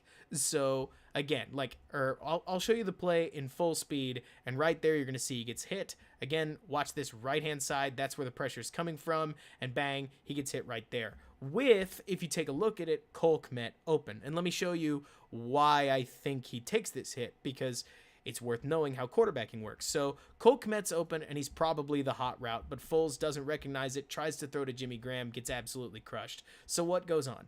What I think happens is that Foles never intends to throw to these guys over here, and instead, by the time he takes the snap, he's just trying to freeze these defenders. The trouble is he's so slow getting back to looking over the middle, he never actually sees this right side pressure, because he doesn't actually notice that this blitz is coming from this right-hand side because he's looking in this direction. So he is responsible for this free rusher. Whenever there is a free runner at the quarterback, and to be clear, when I say free runner, he's engaged, and he was dealing with simulated pressure. So that's 5 guys accounted for with 6 rushers. Who has to deal with the second one? It's him. It's Foles. So right here, if Foles had made his way back to the middle of the field quicker, he might have recognized and felt that pressure coming around the middle, and at that point, I do think he could have checked it down to Kmet, who is the only possible option here. And had he seen him, I have actually wondered to myself whether there's a chance that Foles could have snuck the ball into Kmet and Kmet fallen back into the end zone. So that Mooney is breaking over the middle in, I think, a different one. Are you thinking about the third down? But so at this point, he takes a hit. I do think it's on him more than any, though credit to Mike Zimmer. He's well aware that they're not keeping Cordero Patterson in the backfield and knows that if he just blitzes that 6th man, there's no way that the Bears are going to protect to it, and it's going to generate a free rusher. But yeah, I mean, Hollywood, to your point, like the Bears are in a bind when it comes to the cap, and there's not a ton that they can do about it. So at this point, if you asked me the solution to this team, I think that a reset probably makes the most sense. I mean, things are just really, really bad right now, and I don't necessarily want to be like crazy. If you guys know me at all, I'm actually relatively slow to criticize kind of anybody. Like, it took me the entire 2019 season to turn around on Trubisky, because after 2018, I was actually totally sold on him growing, and 2019 turned that ship right around. But so what I am seeing in this offense is a drastic lack of talent. I mean, almost nobody's like good, and I'm willing to pin it on coaching too. So at this point, you might as well just kind of chuck it all out. And like you're talking about, this defense is super duper good, but it's rough. I mean, like, as much as I love this defense, it's worth remembering that this is an offensive league, and at this moment, having a great defense amounts to losing here and there. I mean, like, frankly, a good bit, because if your offense can't do anything, then you're sunk. But if your defense can't do anything, you're the Las Vegas Raiders, because all they got to do is make a play here and there while your offense keeps the boat afloat. It's too bad, and I can't stand it, but at this moment, especially with the changes in our officiating, like, the Bears are in position, I think, to where they need to we are seeing what happens when they called 2 holdings in this game, and both of them were incredibly obvious. And this is another nice play by Roquan. Like, if you watch Roquan Smith, he is just on nothing short of another level. So that's him right here. He's going to blow straight through the gap and make the play on Cook before Cook ever gets moving. I mean, he is extremely fast. But I agree with you, Ian B. If we had an even average offense, we would be a Super Bowl contender, but we don't. Another thing worth remembering, let's take a look at this. So let's see. NFL offensive rankings. Apologies, I'm going to basically have to talk out anything I have to type because while I try to read and talk in the chat and you guys hear me stutter and stammer enough, I can't type and talk. Like that is so difficult. But so if we count down, I want to take a look at something. So and Elon, I totally can. Give me just a second. So this is number 1 here, the Seattle Seahawks points per game. This is what we're looking at, right? I want to take a look at what an average offense is, right? 1, 2, 3, 4, 5, 6, 7, 8, 9, 10, 11, 12, 13, 14, 15, 16. Okay, so the most average offense in the NFL by points scored is either the Detroit Lions or the LA Chargers, with the Browns, the Rams, the 49ers, the Panthers, the Bengals, the Cowboys, and the Eagles all underneath them. So remember, this is the line, right? And what I want to point out is that a lot of these teams have, probably not the Cowboys right now, that doesn't count, but so including the Bengals, a lot of these teams have way more offensive potential on their team than we do. Not only do the Lions have a decent line with guys like, oh gracious, I can't remember his name. I thought I was going to say Conklin, but that's not it. The left tackle that they re-signed that Khalil Mack tends to do well against, maybe somebody will remember. But they've got Matt Stafford, Marvin Jones, solid second receiver, Kenny Golladay, very good receiver, probably at or just under Allen Robinson's level. They've got a good stable of running backs, not even counting Swift, like Kerryon Johnson. I guess Swift helps out, and Adrian Peterson are very solid. Like, they're a good team. The LA Chargers have the young quarterback in Justin Herbert, as well as Keenan Allen and Austin Eckler to go with other weapons. The Cleveland Browns are banged up, and yet they still have Jarvis Landry, Nick Chubb, a decent offensive line. You get the idea. The LA Rams are in here, and Jared Goff is a sniper when it comes to yes, it is Taylor Decker. Thank you, Matt.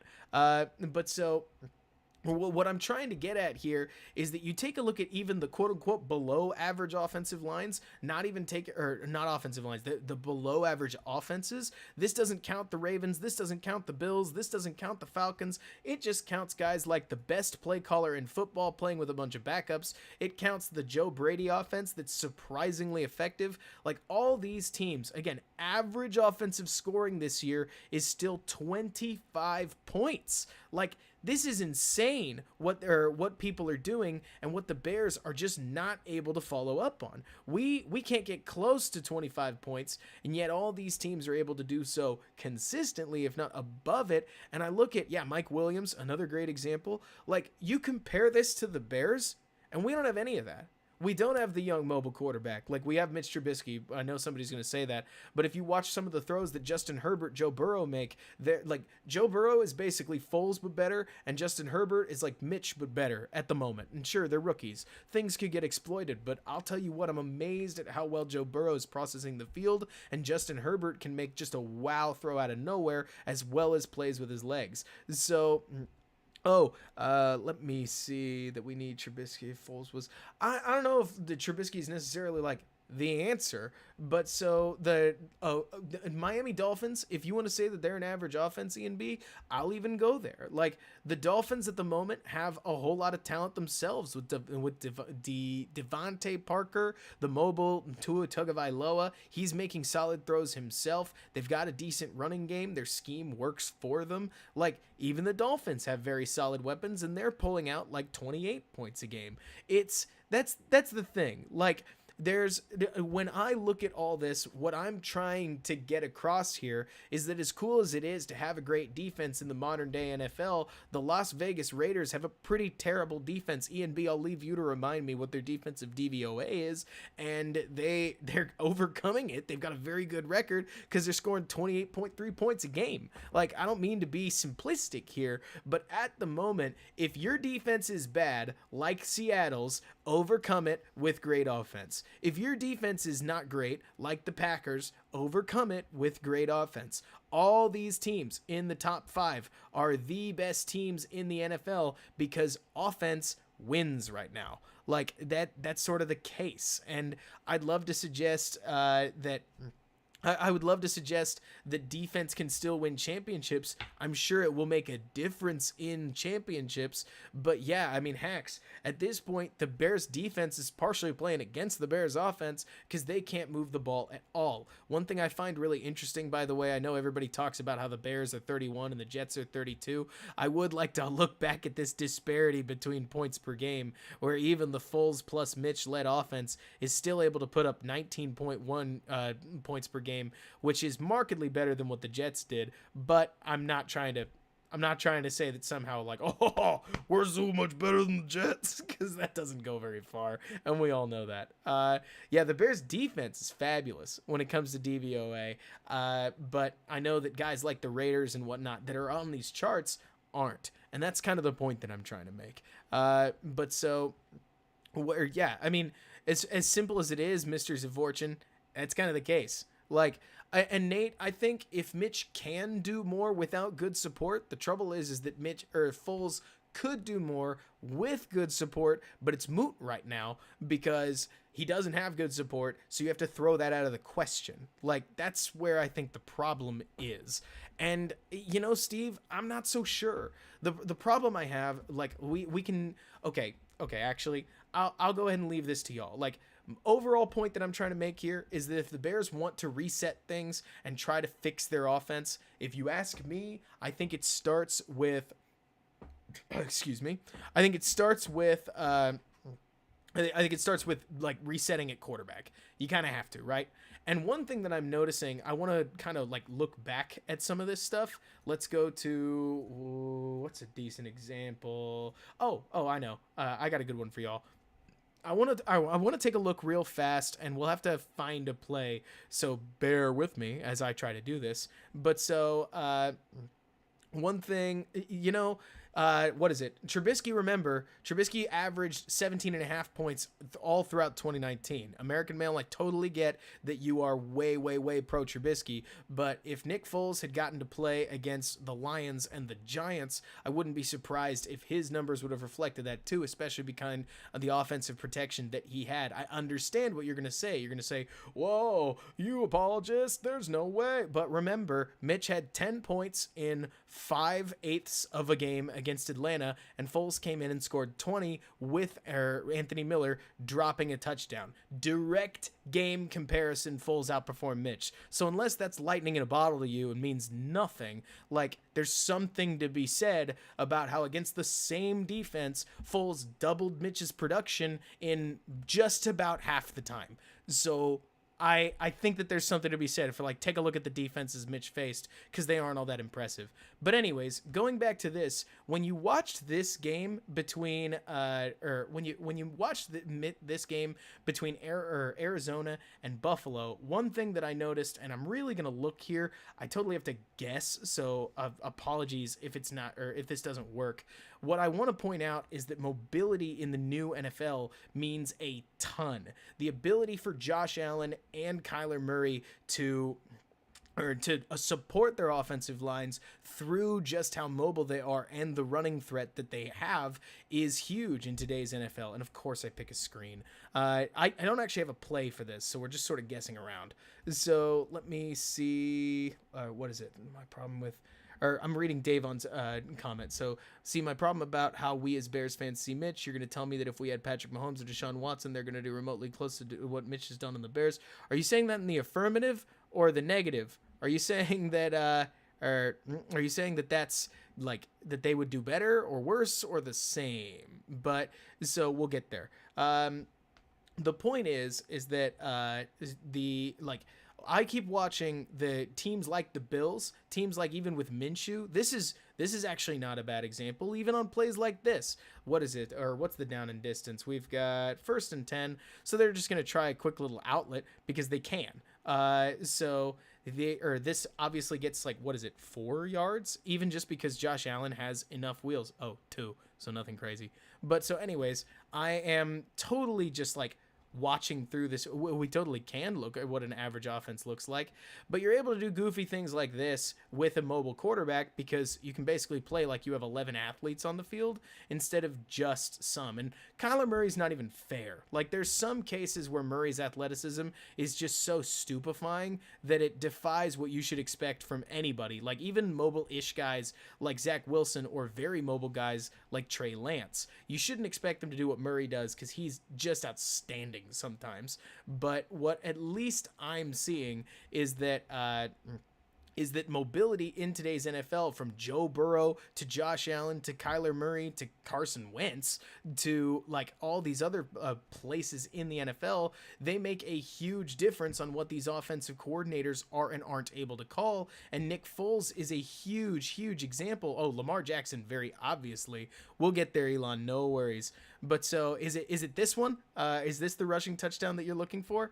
Because what Kyler Murray can do is just outstanding with his feet, and he's very Russell Wilson-esque. I don't know if he'll ever meet that, or I don't know if they'll ever meet that level that Russell Wilson is at with his arm and his mind. But Kyler Murray certainly has that scooting mobility that he's able to just make wild plays with. And this one off of a zone read where he then breaks another tackle in the secondary really nice and smoothly, gets in without any contact. I mean, Kyler Murray is incredibly small, but man, he is quick on his feet. And I look at a lot of these things, and the whole point of, oh man, he had another run.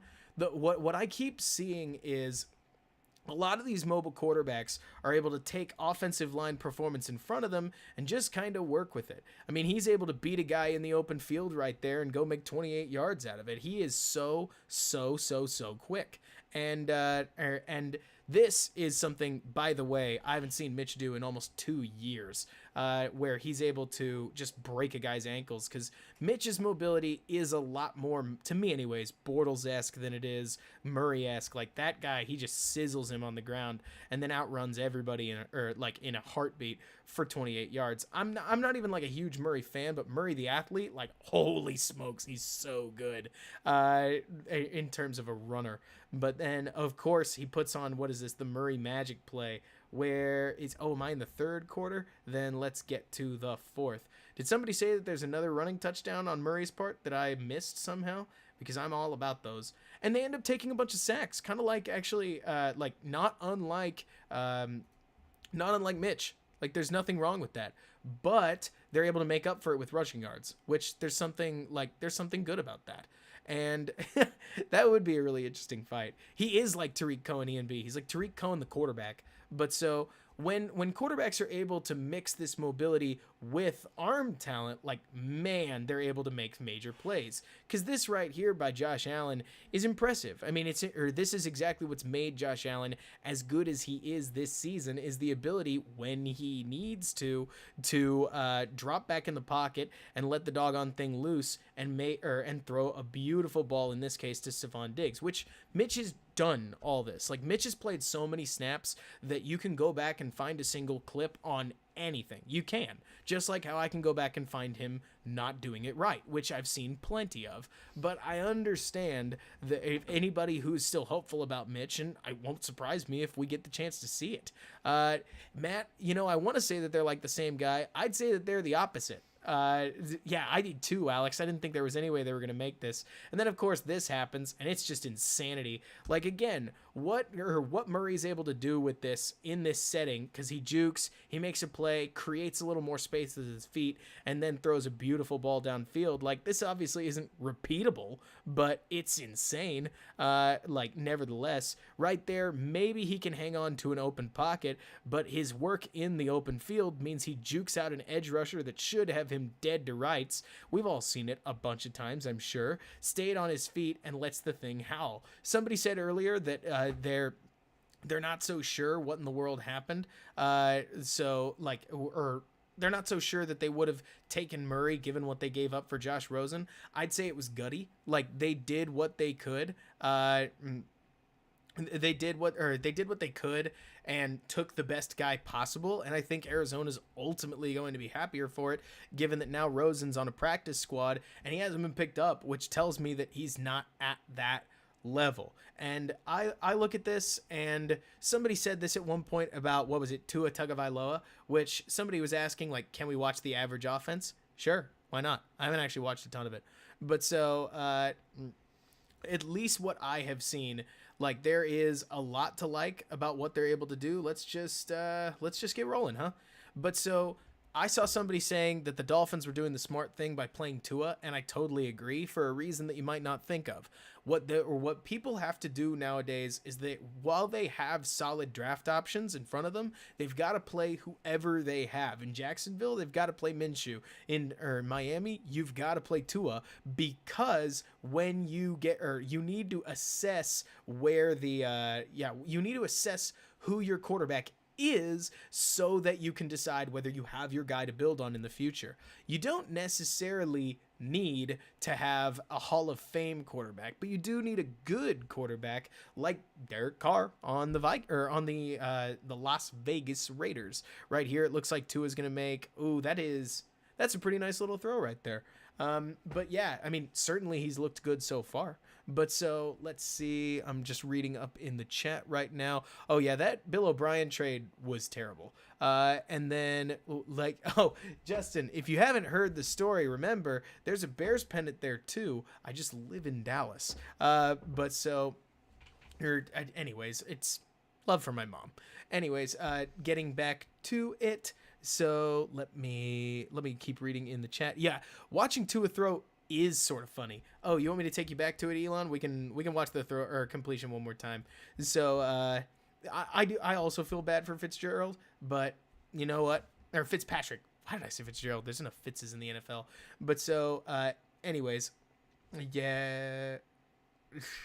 Sorry, reading the chat and talking about football at the same time, you'd be surprised how difficult it is. I try to keep practicing, but watching Tua is funny. Somebody was talking about that. I had to remind myself he's a lefty myself, because as he rolls out here, I'm like, this is a quarterback's bad side, but to Tua, it's his good side.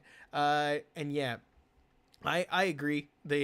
What is it, 22 good players? Like, if you're talking about offense, ENB, not really. We've got some good players, but it's kind of sad when you could make the very real argument that Charles Leno might be our fourth, maybe fifth best player. And I get that I think he's average, but he should be like the eighth best player on any offense. And you can work with an offense where he's the eighth best player, but right now he's like fourth or fifth. It's not very good.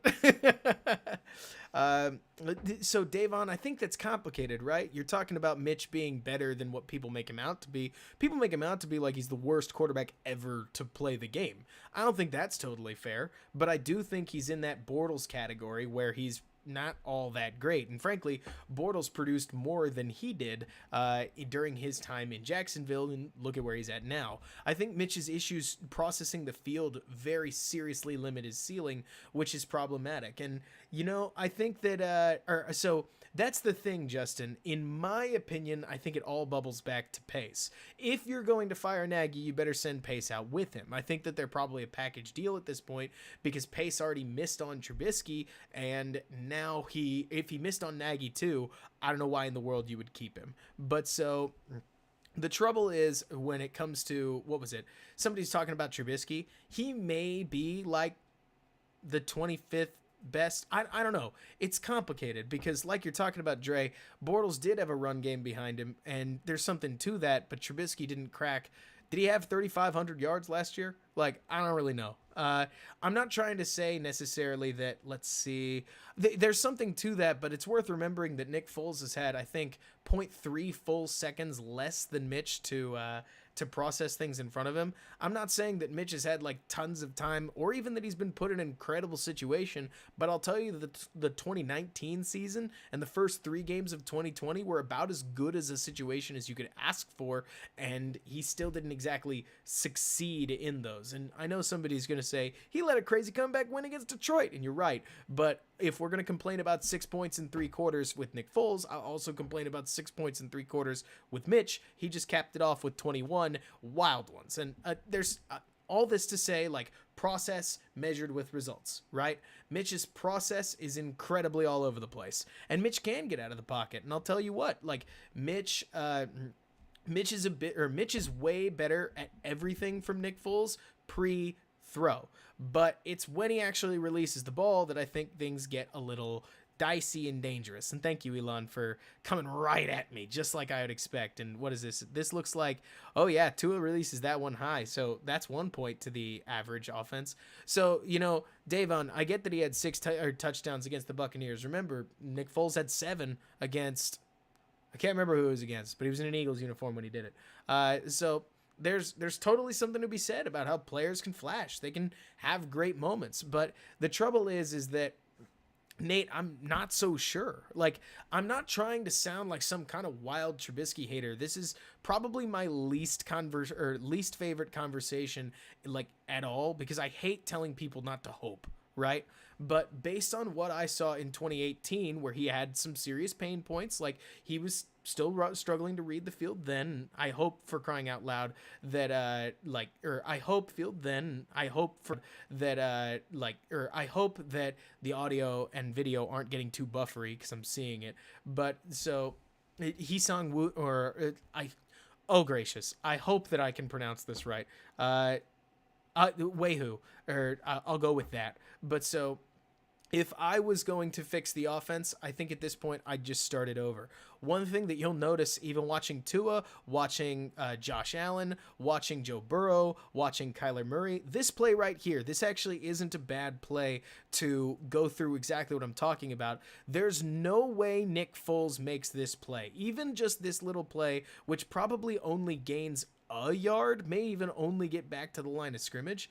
But so, if I was going to reset this offense, I'd do it starting with a quarterback. One guy that I have in mind, I know everybody loves Zach Wilson, and that's great. But so the guy who I have in mind, because I think it's the only one we're going to find. I know everybody loves Zach, though.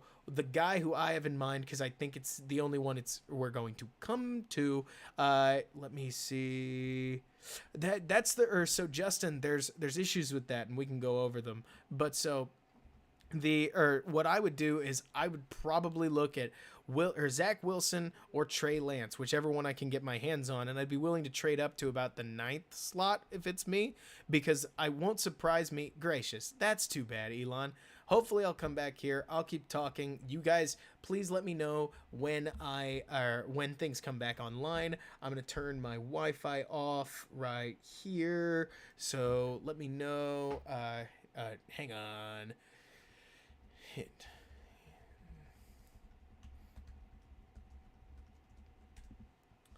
Okay, you do, Frosty. That's great to know. But so, perfect. Okay, great. That's awesome. So yeah, just keep me posted because I don't know. All I can do is here. But so, anyways, I agree with Hee-Sung. We can't afford another bust. The problem is, I don't know if the Bears have like a ton of options. But so really, I don't know enough about book to say one thing or another. I've got a friend of mine.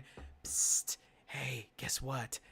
So if there is one thing that I'll tell you guys, it's that I'm working with somebody to try to put something together about the Bears and the draft. So, namely quarterbacks. So when we get there, we will, he'll let you know exactly what he thinks about a whole bunch of different quarterbacks. I think it'll be nice and fun to put together.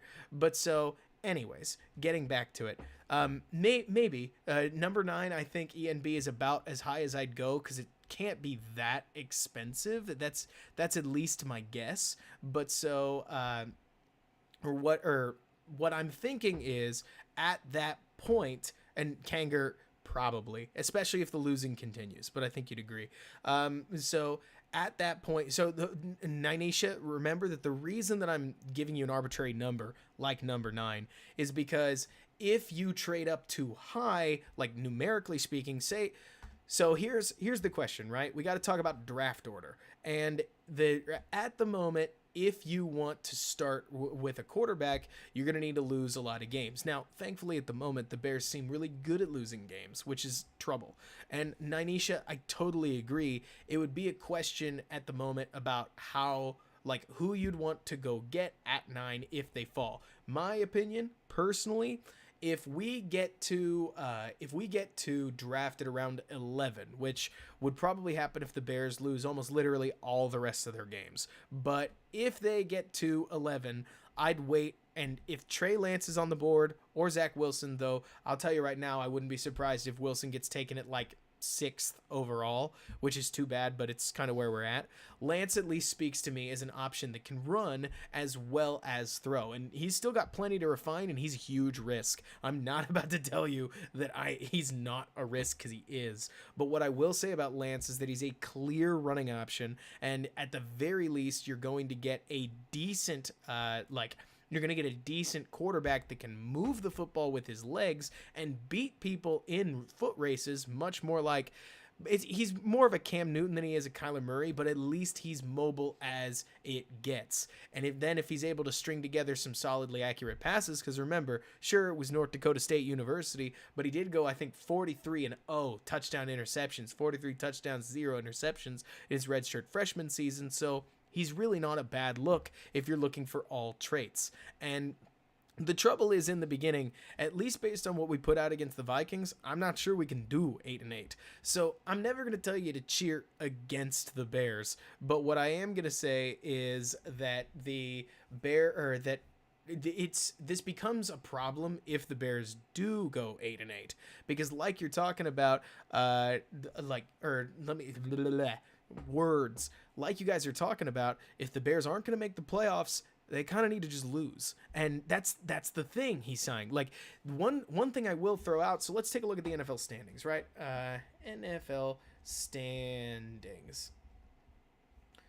Let's find them, because I think is interesting is that the Bears chance, if you take a look at this, to overtake some of these teams in the race to a whole bunch of losses.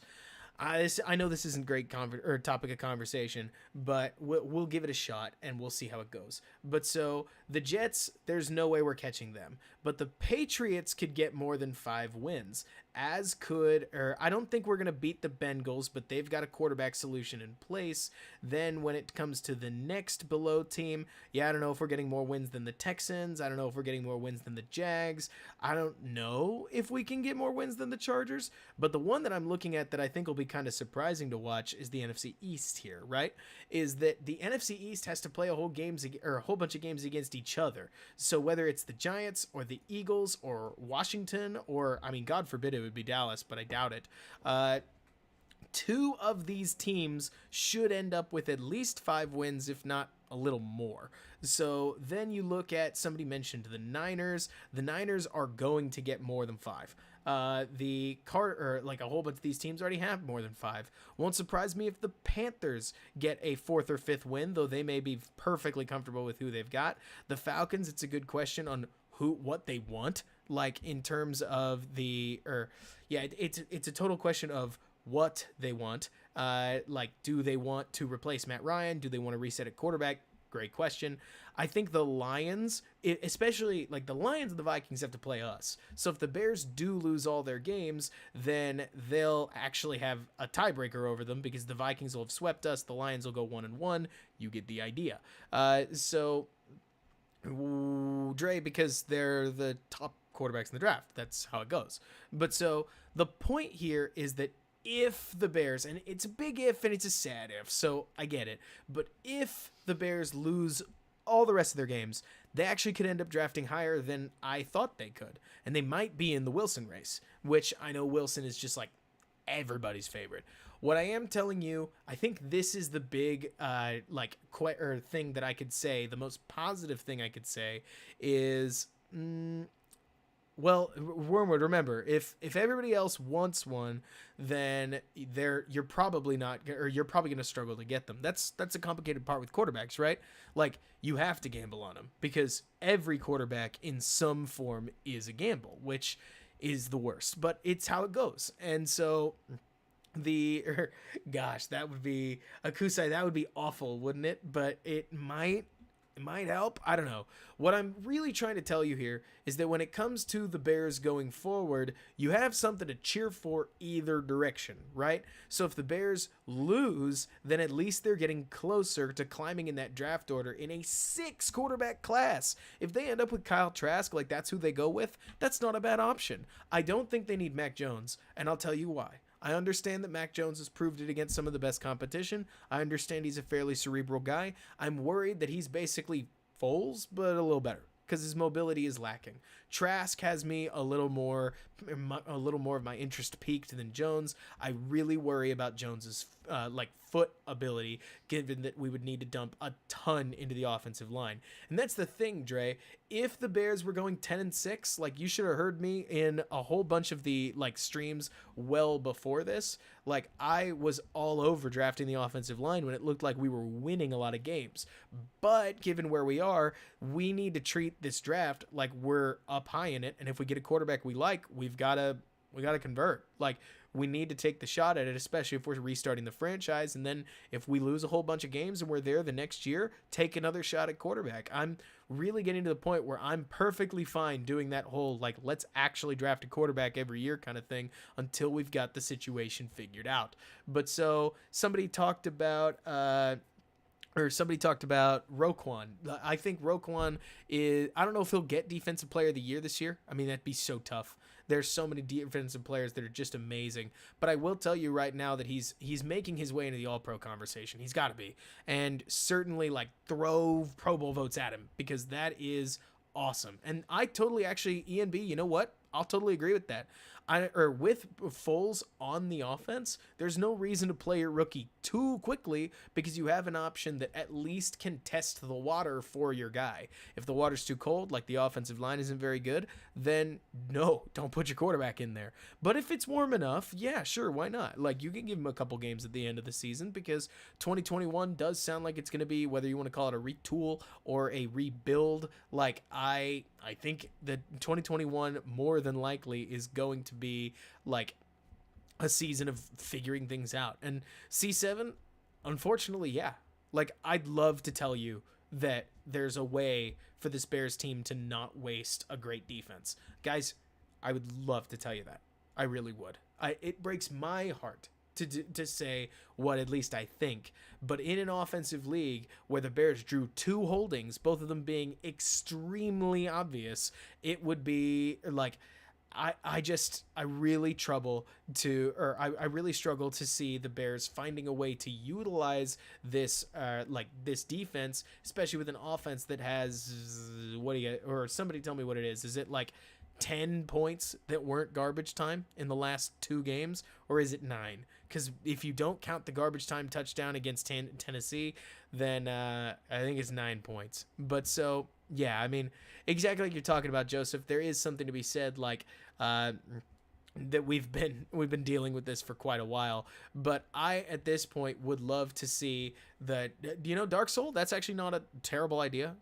Sure, trading Mac would suck, and we're probably going to get not much for him because his contract is really, really large, but what you would get with trading Mac is salary cap relief in 2022. So if we don't trade up for Zach Wilson, I actually think Trey Lance might fall to us. And if you don't trade up for either of them, it's a choice between Jones, Trask, or one of the best offensive tackles in the draft, which isn't a bad option. I mean, if you wanted to throw the whole offensive line or the whole drafted offensive line, you could do worse. You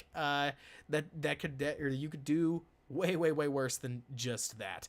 So honestly, Joseph, if you could get a 4th or higher, I'd consider it. And I know that might sound like blasphemy, but I'm talking about an offensive trade or an off-season trade where you're just trying to get Mac out of the building and onto somebody else's team because he's incredibly expensive, and that makes him tough to move because you're always trading for players, you're always trading for contracts just like players. So it's an option, and it's aggressive, and I totally get that it's aggressive, but nah. Davon, my issue was with what is it? With Bill Lazor, and as far as play calling goes, I think the best way I could phrase it is that I didn't get a feel for any discernible difference between Matt Nagy and Bill Lazor. Like there, to me, some of the run games seemed to execute a little better, but guys were still in all the wrong play, or guys were still in the wrong place on offensive line. The third quarter was actually worse than usual, which was a huge bummer. Like there were there were tons and tons of problems. But so let me see, or what I at least saw with Laser was that nothing major seemed to change, which was the biggest bummer of all. Like whether or not that is for the better or for the worse, obviously it wasn't good, and it left me more worried than I wanted to be coming out of a Monday night game. That's for darn sure. But so let me take a look. Let's see. Could we not see who drafts like? If no one's drafting because those teams ahead of us have quarterback solutions, assuming they draft again, why not all offensive line pick up something? I mean, we could Biscuit. Like we certainly could pick up somebody like Minshew, but I will say Dre, do you mean the screen pass to Robinson on third down? Because that was awful. Unless we're talking about a different one. But so as soon as the script has ended in both Tennessee and this game, everything got terrible. I mean, there's something to be said for the fact that that Bill Lazor did not seem to adapt to anything well. That's for doggone sure. What is this, a 3rd and 7 play? And I can't remember what we ran, though. It looks to me like it would be... Is it a pitch on 3rd down? Did we really do that?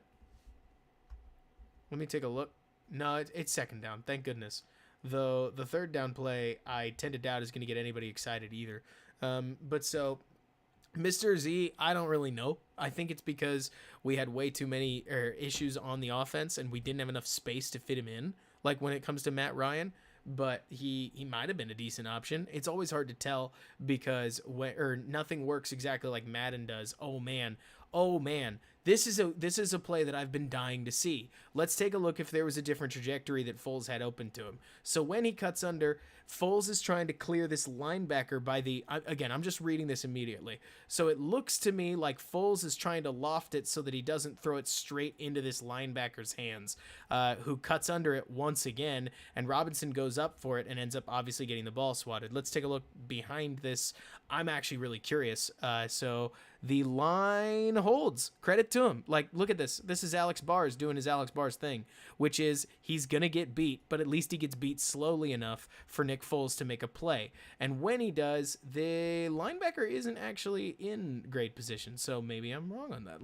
This is exactly why you got to take multiple looks at these things. So let's see. This very well could just be a throw that lofts way too much. Certainly it looked like it originally, but so he throws it like that. He doesn't. Yeah, this ball could probably be a little lower.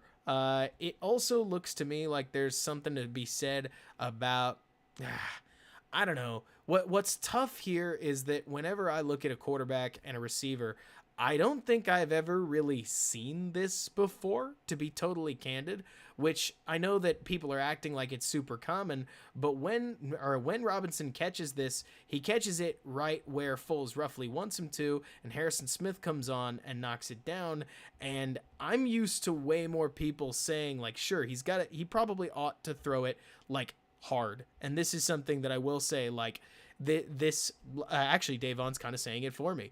Foles is much less of a laser thrower, and if anything, maybe he's not throwing a laser because he can't, or he's trying to get it past this offensive lineman, if anything. But either way, obviously the throw's not great. I think we can all agree on that, and it's part of why Foles didn't have a very good night. The throw it seemed to be open, and this is a really rough night on Foles' part, and I could sit here trying to excuse it, but at the end of the day, I agree with y'all. Like, I'd be making a whole bunch of excuses. This isn't a good throw, and you can chalk that up against him very easily. But so, I mean, yeah, and Smith made a solid play. I mean, there's total truth to that, Joseph. Like, is this completable? Sure. Like, Robinson has his hand on it, but it's not great. But so it's similar to the throw with Miller. Let's take a look at why Whitehair helped outside. I'm not 100% sure, but it looks like he sets the protection on this guy as the Mike linebacker, meaning that when he peels away, okay, so it looks like Whitehair read him initially. And what color do y'all want? Like, which works better? Is this blue solid? We could go to green. We could go to red or orange. Looks like I've got a scroll wheel here, but so, It looks like then Whitehair's going to take a peek out there, and at that point, he's basically, or at least in his eyes, he's done. Null does a good job, or what is this? Alex Bars actually does a pretty good job picking up this stunt. The Bears struggled with stunts a lot, but so Bars picking that up is awfully nice to see, even if it's not like the best protection ever. But so the possible touchdown before the first field goal. Oh man, there's a lot of them. So you got it. Let me switch back to the blue. Sure thing. So this is easier to see. That's great to know. But so, anyways, it's this whole thing. Like going back to what was it? Somebody asked about the screen. I covered this a little earlier. Might as well. No, it's not that one. It is this one. This is a bad play. Like I couldn't believe that at the end of all this, the Bears went with, again, as a reminder, this is an Allen Robinson motion that reveals man coverage right here. So they're going to peel him back out and force a 1-on-2 where Kmet has to take his guy, and somehow Robinson's supposed to just beat his man magically. And I don't really know how the plan is supposed to work, but at this point, like, Foles gets the ball out to Robinson. Maybe he gets there a little late. I don't really know, but he's hit as quickly as as Robinson catches it. And watching this play, I don't know what there was supposed to do. I don't know what Robinson was supposed to do. I don't know why this has a sprint out action on it. I don't know why they didn't expect the defender to come up and make the tackle. This is one of those plays I look back at, and I said this about the pitch thing, that they ran against Tennessee, and I'll throw this out again here. When in the world did this work in practice? Like, as much as I've heard plenty of people say, like, there's no way that this could, or like that this, as much as I've heard people say Skrine is bad, Skrine comes up and makes this tackle. There's almost no way he doesn't, in my opinion. But so this is rough, in my opinion, and it's not a play call that I like, and it's not a play call that I think would work against man coverage. In my opinion, when you see this man motion, maybe you make a quick audible of some kind, but I'm not 100% sure. So I heard it at some point, but I'd need to listen to what he was saying again, because at some point around the second half, I basically had my head in my hands just watching this whole thing, like, holy cow. And like you're saying in the beginning, I do think he is good for what he is. It's just worth remembering what he is. And you mentioned at C7, that's a good question. Like, what's the point of switching play callers if we're going to do the same stuff as before? That's how it works. Like, they didn't install a bunch of offense just so that they could switch play callers and then immediately switch schemes entirely, especially given that they've actually switched a lot of what they're doing in their scheme over the course of this season. Switching a play caller was literally all about, okay, so you have the same system, we're just going to pick different plays. And Lazer's plays, apparently, did pretty much exactly the same thing as Nagy's plays in terms of overall efficiency. And it's a bummer, but it kind of reveals what we already knew, that this offense is a little more broken than just the play caller. I think we can all agree on that. But so Dark Soul, I mean, I guess it's certainly fine to desire having a star like cornerback at absolutely every single position, but I get what you're saying. At some point, you're going to have little weaknesses in your defense, and Skrine as a weakness could be a lot worse. As far as what you're saying, Spurs Vikings, I got to tell you, the Vikings defense in particular played a really good game. Bears offense helped them out. That's for sure. But they, credit to the Vikings for what they did. They obviously flustered Foles, and on tons and tons and tons of these third downs, totally had him fooled. And that's, based on the 7 games that I've seen, it's tougher to have Foles utterly fooled than it is to have something else go wrong with the Bears offense. And I can't remember what happened here. Did the Bears just not get a ton of yards? Okay, First down, I guess we'll watch this whole series because they get 8 yards here. I'm amazed. But so that's the thing, Justin. There is a whole bunch. And I was amazed at Kusai. Normally, Foles is a lot better than this when it comes to what he does against the blitz. But against this game in particular, there was nothing doing. This run isn't very good. So when people talk about issues with outside zone, what I do want to point out is the Bears have run a ton of outside zone. On this play, they're trying to run outside zone, and they just can't get anything. It looks like Bars doesn't make his block right here. Like, he starts on the double, but then lets Kendricks cut down inside. Kendricks is a solid linebacker. He'll do that occasionally. But also, Bars isn't exactly the greatest. And then what is it? Looks like Pierce has pretty much nowhere to go because while Robinson has his guy fenced out, Graham loses his block, and ultimately he loses what looked like about 2 or 3 yards. But so let me see, taking a look.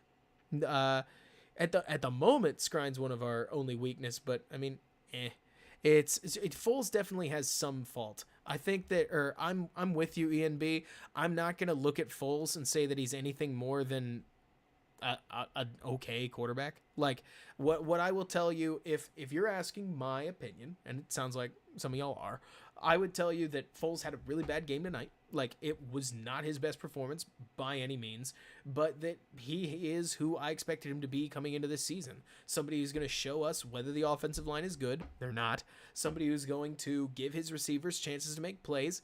He has. Sometimes they've come through, like Darnell Mooney's acrobatic catch in week 4 against Indianapolis. Sometimes they have not, like Anthony Miller running the wrong route last week against Tennessee on 3rd down, ending up at the wrong place, or dropping the ball occasionally. But I'm not going to say Foles is a great quarterback. Never will. I'll tell you that he's a mirror, and what he's showing in terms of the reflection of this offense isn't very good, and I think we can all agree to that.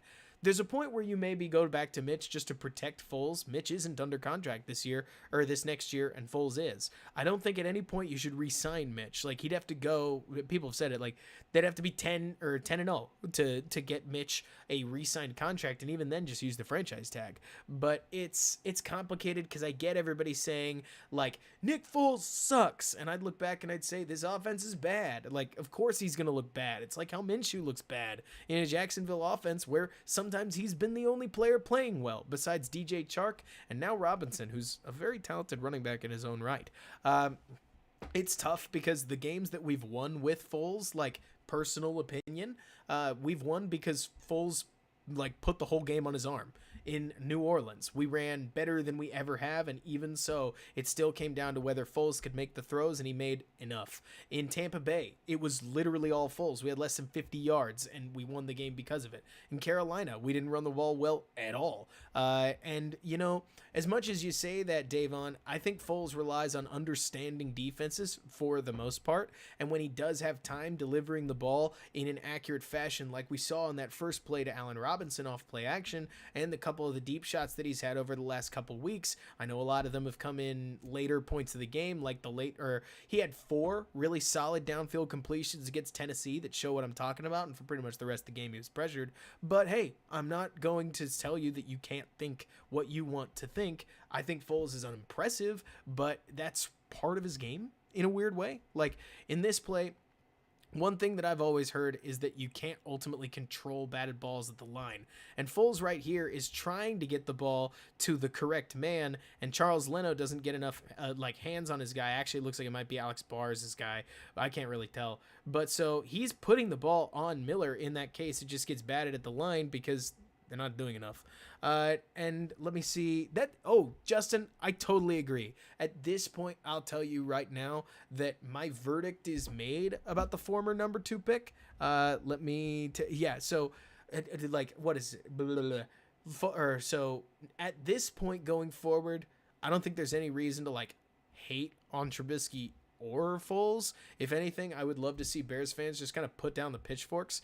Like, Nick Foles has shown us that this offense, it's not good, and it's because we changed quarterbacks, and he was able to read the defense. We saw things like rub and that rub play against Tampa Bay, and then things have cratered that we can look back and say, okay, so maybe Mitch got kind of a raw deal. And we can go back and look, and in 2019 I can show you guys a whole bunch of plays where let me see. I'm taking a look at what did Justin say. Okay, so yeah, we can take a look back at 2019, and I could show you a whole bunch of plays that Trubisky could have made because they were open to them. The problem is that, like, it doesn't make it. I think all I'm trying to say here is that this system didn't ultimately support Mitch that much, but the opportunities that Mitch had, he didn't exactly cash in on either. I thought that, what is it? Akusai, yeah, kinda. The trouble is that I thought that the 2018 and 2019 offenses were actually better tailored to Mitch than whatever this is, like in 2020 for Nick Foles. And the Bears' inability to adjust to Foles in any fashion, you could say the protection's been terrible. You'd be correct. But the fact that they've played Nick Foles like he is Mitch Trubisky is just as problematic as the fact that Mitch Trubisky was a problem to begin with and required the quarterback change. You guys are probably picking up on what I'm saying. This is just a mess. And it's a mess that's not immediately easy to fix. Like this Wildcat play where they said, hey, it works the first time, why not run it again? Well, the Vikings were ready for it on this specific case, and they had no issue stopping it. Bradley, you're asking, or so you've asked, like, would hiring Joe Brady help with the offensive staff? Maybe. But remember that he can't make a lateral move. So... and he can't move from offensive coordinator to offensive coordinator. And so he had to move to head coach, and that seems like a lot. So let me see. CV, there were some things Nick has done where I've seen Bears fans blame the other guy instead of the quarterback. So there was this point, CV, where we went from, like, I saw it too, where I've heard the, oh man, let me put some thoughts together. I've seen something where it almost became a meme to blame Mitch for everything. Like how one thing I saw that I thought was ridiculous was, and can y'all see my video? Because I can't. It actually has just shown me as buffering, but if y'all can see it, great. There were a whole bunch of plays in Week 2's game against the Vikings where I heard a bunch of people talking about how Mitch sucks. This needs to be better. Mitch is bad. And they were almost taking it too far, right? There were a whole bunch of, let me see... So I've seen a whole bunch of people that won't give Trubisky like any credit, and they won't say that anything he does is good, and that to me is ridiculous. It's like how everybody wanted to put this on Trubisky. They wanted to say this is terrible. This one right here. And if you guys go back, you can watch my Week 2 stream. I didn't put either of these picks on Trubisky. This one in particular, I remember it looks to me like he's trying to just buzz it behind this linebacker. And again, I'm going all off of memory, so I could be wrong. And that Allen Robinson has the opportunity to get in front of this ball, and that Trubisky and Robinson miscommunicate, and Robinson basically expected the pass to come here. Trubisky expected him to keep running. I understand why he would expect him to keep running with this defender fading outwards, and I actually thought that Robinson kind of let this one happen off the tip because he didn't get in front of the ball. And yeah, that's the thing. Like, Joseph, what you just said is like everybody does this. They do this with Foles too, right? They say he scored 17 points and then he scored no points. Did Ryan Tannehill have a bad second half in Indianapolis? I actually don't know because I didn't like comb over that game, but it's just a quarterback. Like, it's one guy on an offensive 11. And like, when I look at this play in particular, I remember that like this one looked to me as if Robinson stopped his route a little early, and had he gotten in front of it, he might not have allowed Bradbury to tip it, and from there they were able to make the play and run it back. But so like this game, like the Vikings game, just getting clear, one wizard boy, I don't know. I mean, it's tough, right? It would have been a totally different game plan, but given the performance Foles delivered, probably, like, Foles was bad. So it's not hard to say maybe Trubisky would have been different, but at the same time, guys, like, Trubisky was never super great against the blitz, and the Falcons blitzed a ton. I've gotten on Mitch all the time about blitz recognition. In fact, I can go back to this play right here, and normally, like, I could take you guys back to the stats. Actually, I will. Let's go Nick Foles stats. I want to show you guys something on Pro Football Reference that just totally, like, I was like, whoa, this is nuts. So we got to go to his advanced passing. I want to show you guys how often Nick Foles gets blitzed on a game-by-game basis. If you take a look at these blitz numbers, Nick Foles, starting in Atlanta, in one half he was blitzed 9 times. 2 weeks later, 17 blitzes. Los Angeles Rams, 18 blitzes. New Orleans, 15. Tennessee, 14. Minnesota, 13. Nick Foles gets blitzed like crazy. It's insanity. Like, whoa, whoa, whoa, whoa, whoa, whoa, whoa. And Justin or Ian B, I agree with you there. I don't think things are as out of hand as they are with Tressman. In fact, I would tell you guys out front, like, again, at the end of the day, the guy who I think gets the rawest deal here, it's a tie. Trubisky didn't get great support here in 2020, and this whole year has completely fallen apart. So if you want to say maybe Mitch does better in the future, maybe he does. I ultimately think Mitch's career is going to reflect that of Blake Bortles and Marcus Mariota. So depending on what Mariota does, we'll see. Let's take a look at how often Mitch gets blitzed. That's a great question, Davon. But I think it's a little less often. I mean, let's see. Mitch Trubisky stats.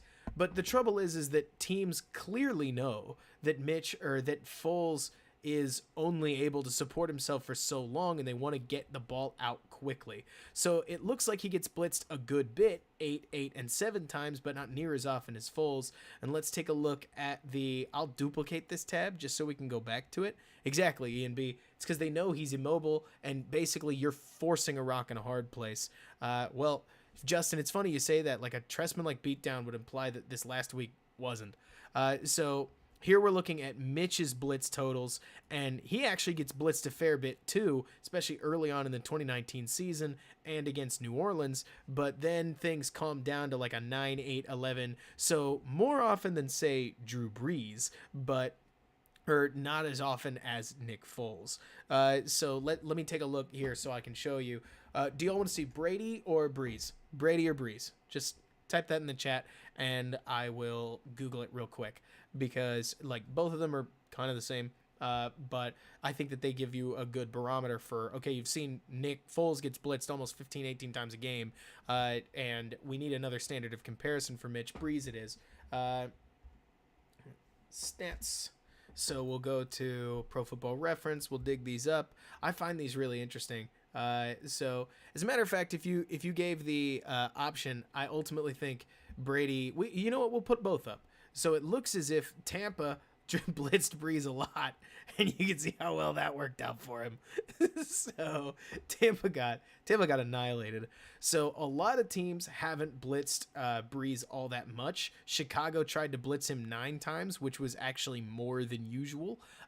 Normally it looks like Brees can deviate anywhere from 9, 5, 2 times.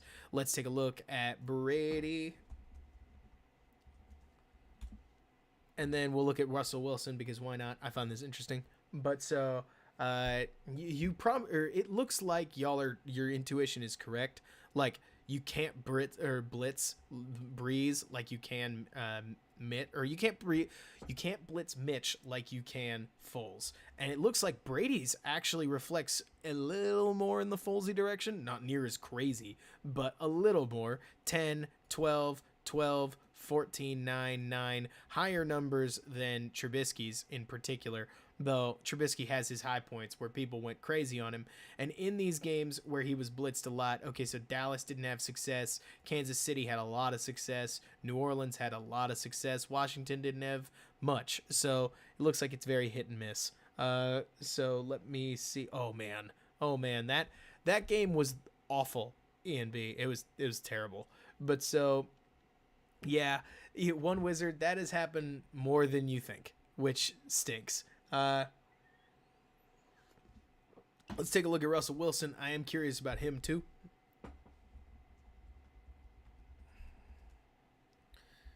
But so, like you guys are saying, like we already don't have a good line and we're exposing them to a lot of blitzes, sure. But also, I'm not 100% certain that those blitz numbers will calm down. Maybe like 4 blitzes a game. Okay, whoa, look at this. Arizona blitzed Russell Wilson 26 times a game. Russell Wilson gets blitzed like crazy. This is nuts. I don't know if it's because people know that he likes to hold on to the football. That actually wouldn't surprise me. But these numbers are even crazier than Nick Foles's. Do y'all see these? Like this is bananas.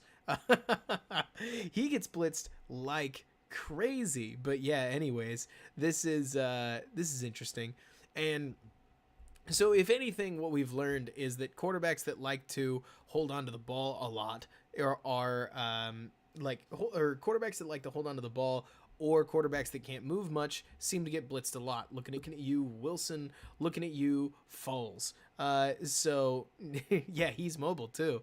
And it looks like Mitch Trubisky seems to not get blitzed as often, though I will tell you that I think maybe some of that comes from the fact that teams want to make Mitch read the defense. One that I will throw us back to.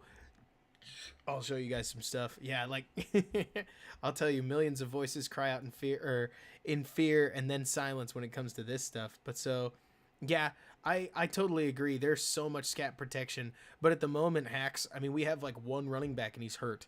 So as far as like who can they trust to block, there ain't much. And I'm not about to try to pretend that that's like a great excuse. I'm more just pointing out that's sort of where we're at. And it's a bummer, but that seems to be at least the nature of things at the moment. All right, I am looking for a specific play, so give me a second while I dig this thing up.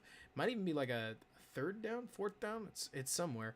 I am digging for a specific play to Robinson. I would have sworn it's in the third quarter. Let me keep poking around. I'm gonna find this thing. I'm gonna do it because it's in my opinion one of the perfect examples of things. So let's. Is it second quarter? Third. This is it. Okay.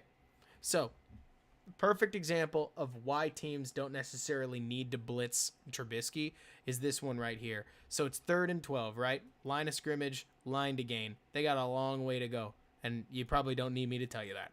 But so, Hacks, Ryan Nall can seemingly block, but the Bears love to kick their running backs into the flat, for better or for worse. But so, what the thing to note here is that you need to watch what the Lions are going to do with Robinson, who, if memory serves, he's running a post that's going to look about like that, while the Bears are going to break Javon Wims right into the space that Robinson vacates. The key here on this route is that you need to know Robinson is the first read for Mitch and Wims is the second, okay?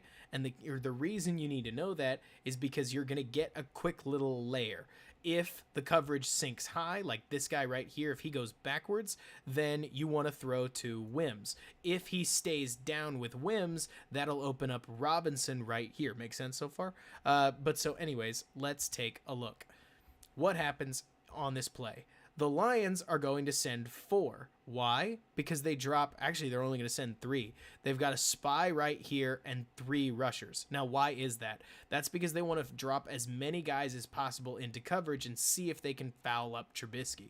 So when they run this play, you're going to see that Wims breaks into the space that Robinson is vacating.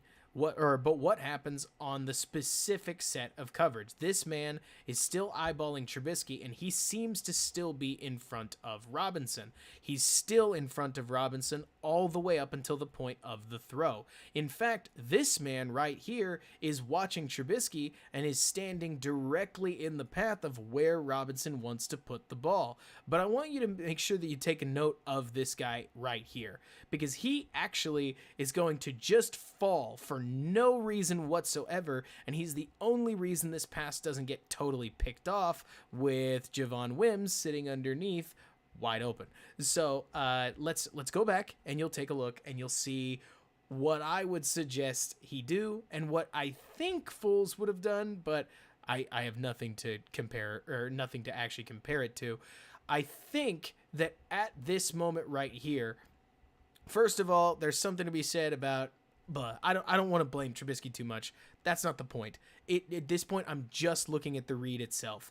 This guy Robinson doesn't look open to me, and this guy right here sitting on Miller is in the throwing lane. I don't see how in the world this is open, but this might be, and he might get tackled immediately because of this player sitting right here. In fact, if you make this throw, it might be a pick six either way, so there's something to be said about, like, yikes, not great in almost any capacity. But maybe if he steps up in the pocket like he does, like, credit to him, he helps out his left tackle to give him some space. Now he's got his man turning with this fake right here, so if he maybe pump fakes it and drills it, again, it would take It would take some complicated quarterbacking. I'm not about to pretend this is an easy, like, insta-fix play, but I will tell you that throwing it straight into coverage is never super helpful, and had that defender not fallen down, I think this gets picked off. Does it get taken all the way the other way? Probably not, but I do think that it's not great. Damon, thank you, but I've got a lot of learning to do before I get to coaching point. In fact, as a matter of fact, right now, hey, what's up, Joseph?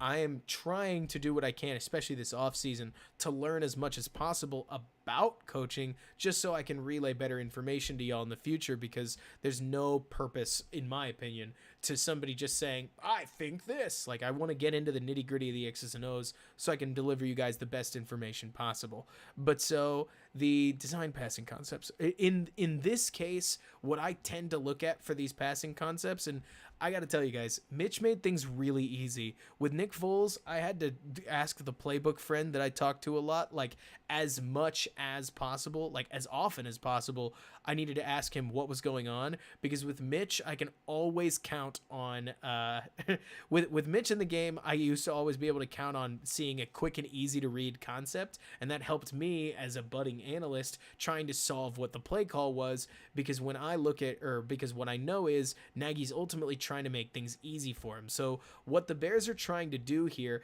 is they're trying to have Darnell Mooney race up the field and draw this defender. So Mitch's assumption is that this guy's going to carry Mooney. He doesn't. That means that Robinson, in theory, is cutting into the space that Mooney vacates, and you'll even see Wims delay his route. It's because he's trying to break at the same time Robinson does. Which one? Davon, you'll have to remind me which one it was. But so right here, you'll even see Wims is waiting for Robinson to break, because the key to this play is that they break at the same time. It doesn't work or outside of that, but because they break simultaneously, now you have, in theory, a leveled concept. You've got this guy running into the space Mooney's man vacates, and Wims running into the space that Robinson's man vacates. And thank you guys, that's really, really, really kind of you. But the problem is that Mitch doesn't actually make sure that he's vacating that space, because this guy right here, I don't think he buys it. I think he knows Robinson is Mitch's favorite target, and he keeps his eyes on Robinson the whole way. He is correct. He turns and sees the ball, and I think he gets freaked out that I think he gets freaked out. He's as correct as he is, and slips and blows his chance. But in a perfect world, Mitch maybe pump. It's complicated because it's so quick. You almost can understand. It's a really good play and read by this guy right here, the more that I stare at it. But it is a leveled concept, and in theory, he threw straight into traffic, and it wouldn't have been a great interception. That's for sure. But so it is so Keslow, the interesting thing about the interesting thing about, like, simple concepts, just to talk through it, is that a lot of what Foles does are also simple concepts. They just involve quick head fakes, or trying to look people off, or working different sides of the field, whereas Mitch prefers levels. So can I see three guys? Which of them is open? In this case, like, the best way to... Michael, everything is levels. And it's because it's easy to see. Like, Mitch doesn't have to look over here to make some diagnosis about this. He looks at this guy in particular. Does he leave, then throw to Robinson? Does he not leave, then throw to Wims? Like, after looking at this one, he goes right here. Like, his eyes literally, like, vision cone, sure, but also he looks here, then there, then throws there. I mean, it's not hard. That's the point. But so... that, or at least that's what Matt Nagy liked to do with Mitch, and you almost would think that Mitch challenged Nagy to design better around him, because a lot of the Mitch game plans actually are better than some of the ones that they put together with Foles, though it helped that the offensive line played a lot better. And it is a zone beater, Davon, like you're saying. So you talked about the one where he threw Robinson open. That is a fabulous play. Like, I'll tell you that was a throw I looked at and I was like, it's not the right read, but the score isn't good. Let me quickly remind myself. We'll take a quick look and see if we can sneak it in. It's 3-3. at that point in the game. So I think that they punt after that. Not 100% sure. But so somebody asked about then, like, okay, so that's not a great Mitch moment. But so let's see. Is it this one? I think it is. It's here in the third quarter, where the score is 6-23. So Bears are losing, and like you're talking about, Davon, this is where credit to Mitch. He makes one of the more accurate throws I've ever seen him make. Quick play action fake right there. He knows he wants to hit his guy, Allen Robinson. We'll slow it down. And when Robinson breaks, he's actually pretty tightly covered. But Mitch decides, nah, man, I can fit this in, and does. He totally sticks it. Like, it's a pretty doggone good throw considering he has to fit it between this man, and get it past him right there. Like, as you can see, cornerback goes full stretch and he's not able to make the play on it, and Robinson has to make a heck of a catch, but he does. And if Foles forces his guy to lay out and he catches it, you say, you know what? Solid. And you could criticize the throw. I don't think you should, because Mitch throws it to the only spot where Robinson can catch it, and Robinson catches it. Sure, like that's good. The trouble is, like somebody mentioned, in theory, let me take a look at the play so I can actually assess what's fair. That's the thing. So Justin, let's evaluate this, right? Let's be fair. I would do the same for Foles, so let's do this for Mitch. Just like how we came in last time and said maybe it's actually just a really good play. Right here, let's see. Ooh. Okay, so what Mitch could have seen, maybe, is, and I'm talking maybe, is that Jimmy Graham's man doesn't carry him. So this is a man scheme, right? He's manned up. It looks like a cover 3 drop, so he's not necessarily manned up, but he's also kind of manned up. He's got a man, he's got a man. But if you take a look at this, Jimmy Graham's man right here doesn't carry him over the middle while Mitch is watching Robinson. So in theory, he could have seen that right there, Jimmy Graham's man has stopped moving while Robinson is trailing him, which maybe could have had him thinking, in a perfect world, again, we're talking perfect world, hang on a second, that's weird. That looks like a blown coverage assignment. So then if he reads this guy right here, all he's got to do is give it a quick check. Is this guy carrying Mooney? He is, which leaves Jimmy Graham open due to this guy just sitting in the middle trying to spot out Robinson. Because what the Lions basically did, especially in the second and third quarter, is they basically just tried to triple bracket Robinson every chance they could, because they knew that's where Mitch wanted to throw the ball almost all the time. Then, of course, Mitch just fits the ball in the window. Like, take a look at Jimmy Graham. Obviously, he is stupefyingly open, and everybody liked to say, Mitch sucks. Look at that. But, I mean, again, like, I'll give Mitch credit where it's due. He makes a really, really nice throw here and totally, like, nails his man. Good on him. Now, remember, this isn't, I've made my verdict about Mitch. Like, I don't think he is ultimately the quarterback of the future, despite making a good couple plays against the Lions, primarily because of, sure, I could talk about poor reads, but the one that really sticks out to me was the inaccuracy downfield, and there's a lot of examples of it. I'm trying to look for my favorite one, because I thought it was very, very obvious, but give me a second to find it. It's an incompletion. I think it's a second down incompletion, so I need to dig it up real fast. So he does make a couple, Davon, that's the thing. He does make a couple good throws here and there, but he also has these other throws that most people would consider layups that just don't go well for him. And I think you have to remember that when it comes to grading him, because he's so unbelievably inconsistent that maybe you could say, like, he's a Josh Allen. The trouble is Josh Allen is actually faster, and ultimately I think he's picking up more rushing yards than Trubisky is, and is therefore a bigger running threat. Not to mention he took a massive step forward in this game. So let me see. This is one, I get. Nah, I'll just use the search feature. All right, hang on. We're gonna dig this up. There it is, I think. Short, right? They called that short? Okay. Um, this is one that really stuck out to me because, so, Justin, they definitely have struggled. This is supposedly where Mitch shines, right? We've got a throw on the run to a wide open Demetrius Harris, and the throw is just too far for him. And who knows? Maybe this is some chemistry sort of thing. Is it faster? Because I'll tell you what, Josh Allen can run.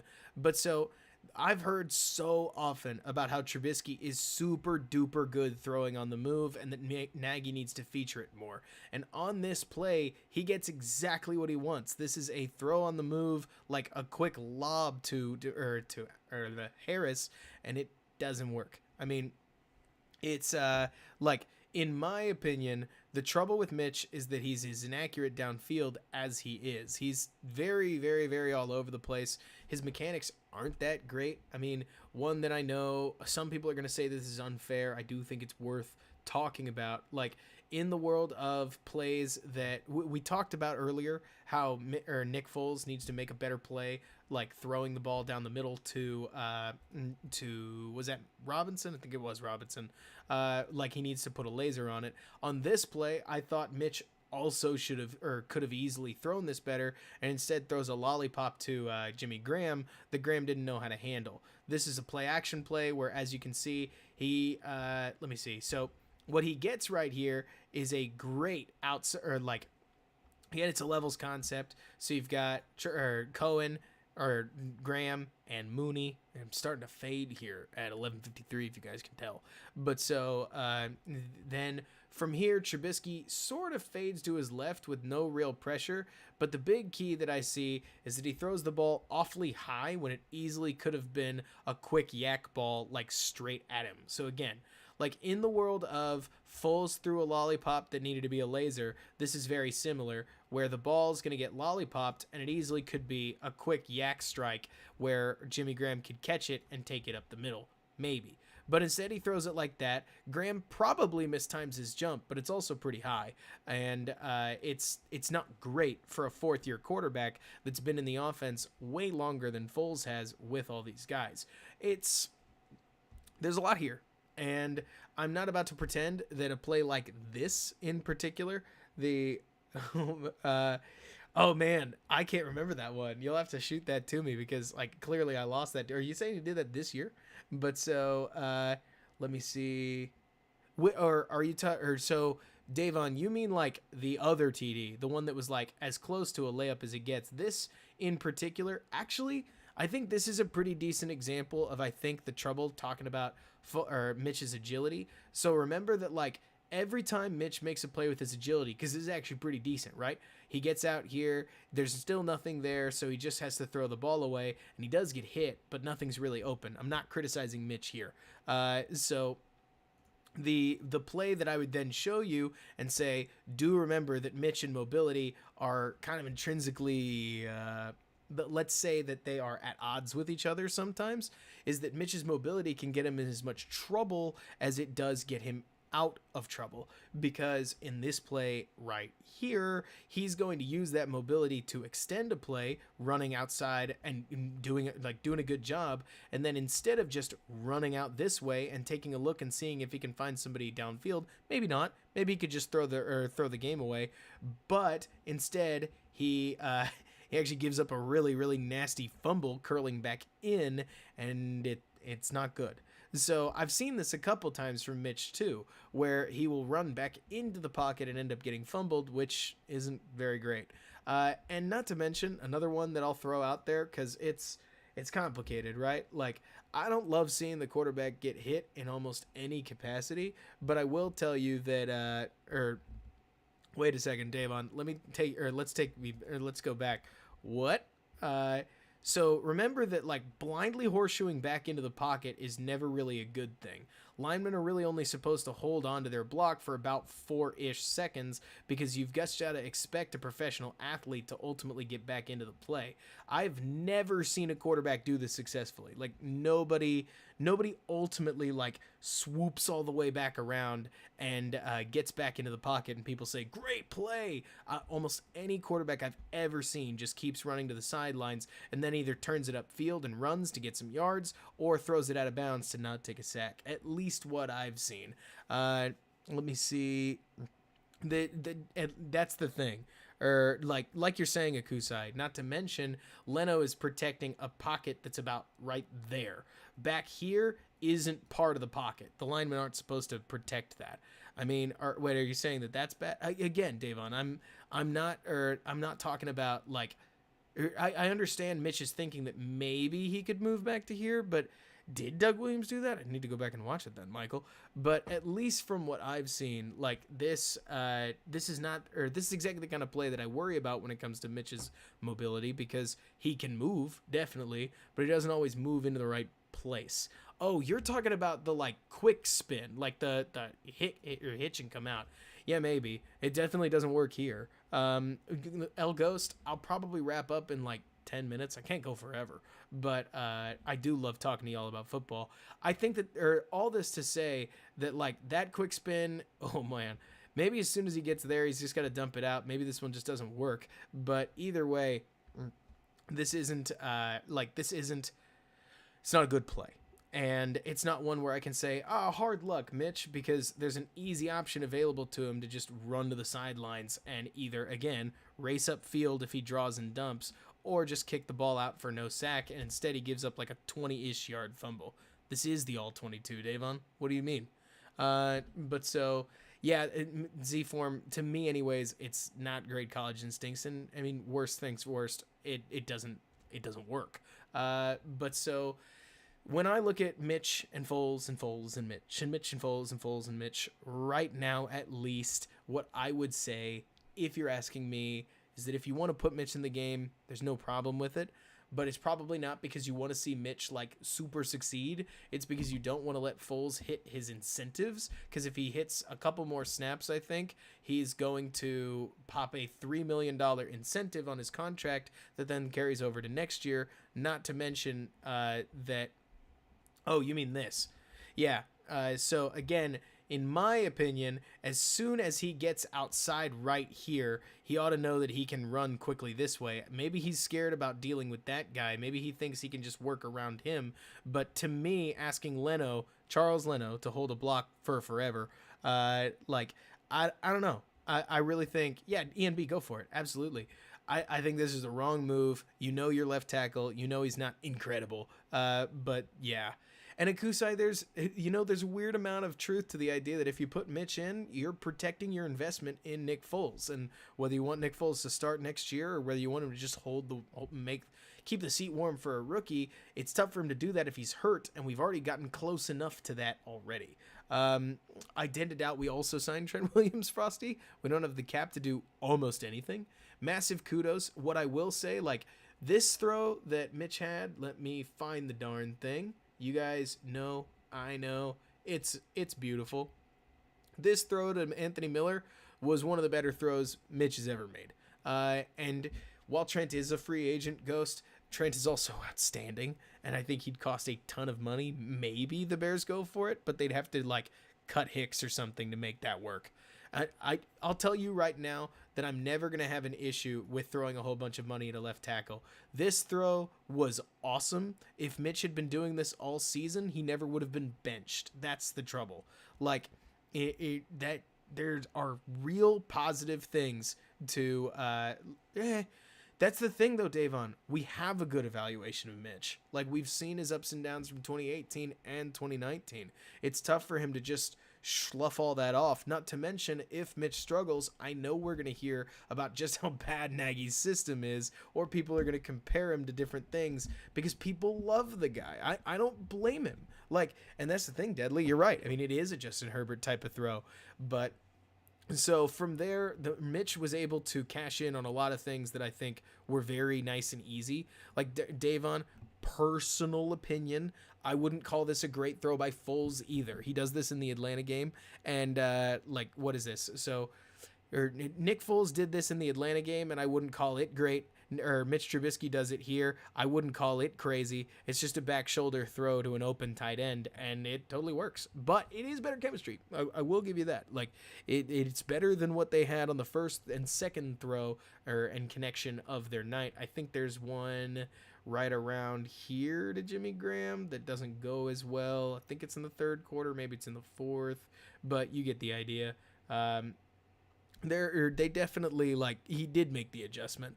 But so, Davon, I think growth in the fourth year of the NFL is a lot to ask for. And don't get me wrong, Mitch can grow, but it's trouble, I guess, because if Mitch grows into kind of good, do you really want to pay money for him? Or at the, let's see, oh, Joseph, there's some truth to that, but I'll tell you right now that in case you want a rationalization, yeah, no, I can talk about it. So I'll say this about Joseph first. So Mitch got benched for one interception because honestly, I think that Mitch was only playing because Nick wasn't ready yet because of the COVID offseason. Not only did both Matt Nagy and Matt Nagy and Nick Foles both say, oh, because of the COVID offseason thing, we didn't get as much as we wanted. But the short hook on Mitch, like, I'll tell you right now, I was talking on podcasts on everything, how starting Mitch meant you were playing him for at least 6 games because the starting frame was so easy that he would win against, I even thought he was going to win against both Detroit and the Giants, but also beat Atlanta. I was fully ready for that, especially with the slight step forward that he showed this year. But then he came out in Atlanta, had a pretty rough game overall, and then the Bears pulled him, and I was like, whoa, I can't believe it.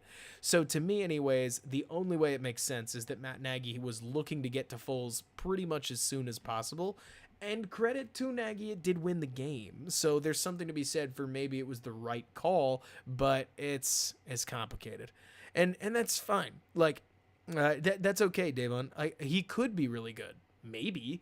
I just don't know if you can, or if you should make that bet as the Bears slowly but surely climb up the draft ladder right now. So let me see. Seslo, possibly. I don't see Nagy going away from Foles either, but I didn't see Nagy giving up play calling either, and that didn't work. So maybe Nagy goes for the, I don't know, man, anything could work. Let's put Mitch in. Who cares? And so I have no idea. Like, let's see. That's, let me see. Joseph taking a look how to develop. He say, oh yeah, that's the thing.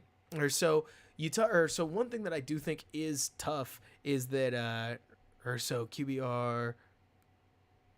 Nate, he definitely wasn't victimizing a lot of the Falcons' very open stuff, but I get it. I'm sure in the beginning, I know there are plenty of people that feel the same way about Mariota. I think that there are a lot of red flags that Mitch has shown that aren't just going to resolve themselves, and that ultimately you kind of just have to keep resetting at quarterback until you find your guy. Josh, the Bears keep running out of the shotgun because it's doing better than their runs runs from under center. At the moment, their shotgun runs, if I'm remembering correctly, are averaging about 4.5-5 yards per carry, and their under center runs are averaging about 3.5. So that's part of why.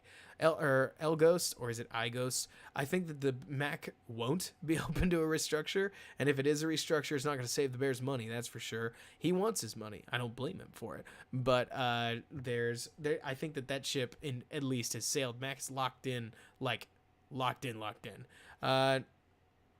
Michael, are you the one asking about quarterback options? Because I think the answer is draft. Tony, I'm wondering it, but I will tell you that the 2018 Mitch that we saw was definitely the best Mitch possible.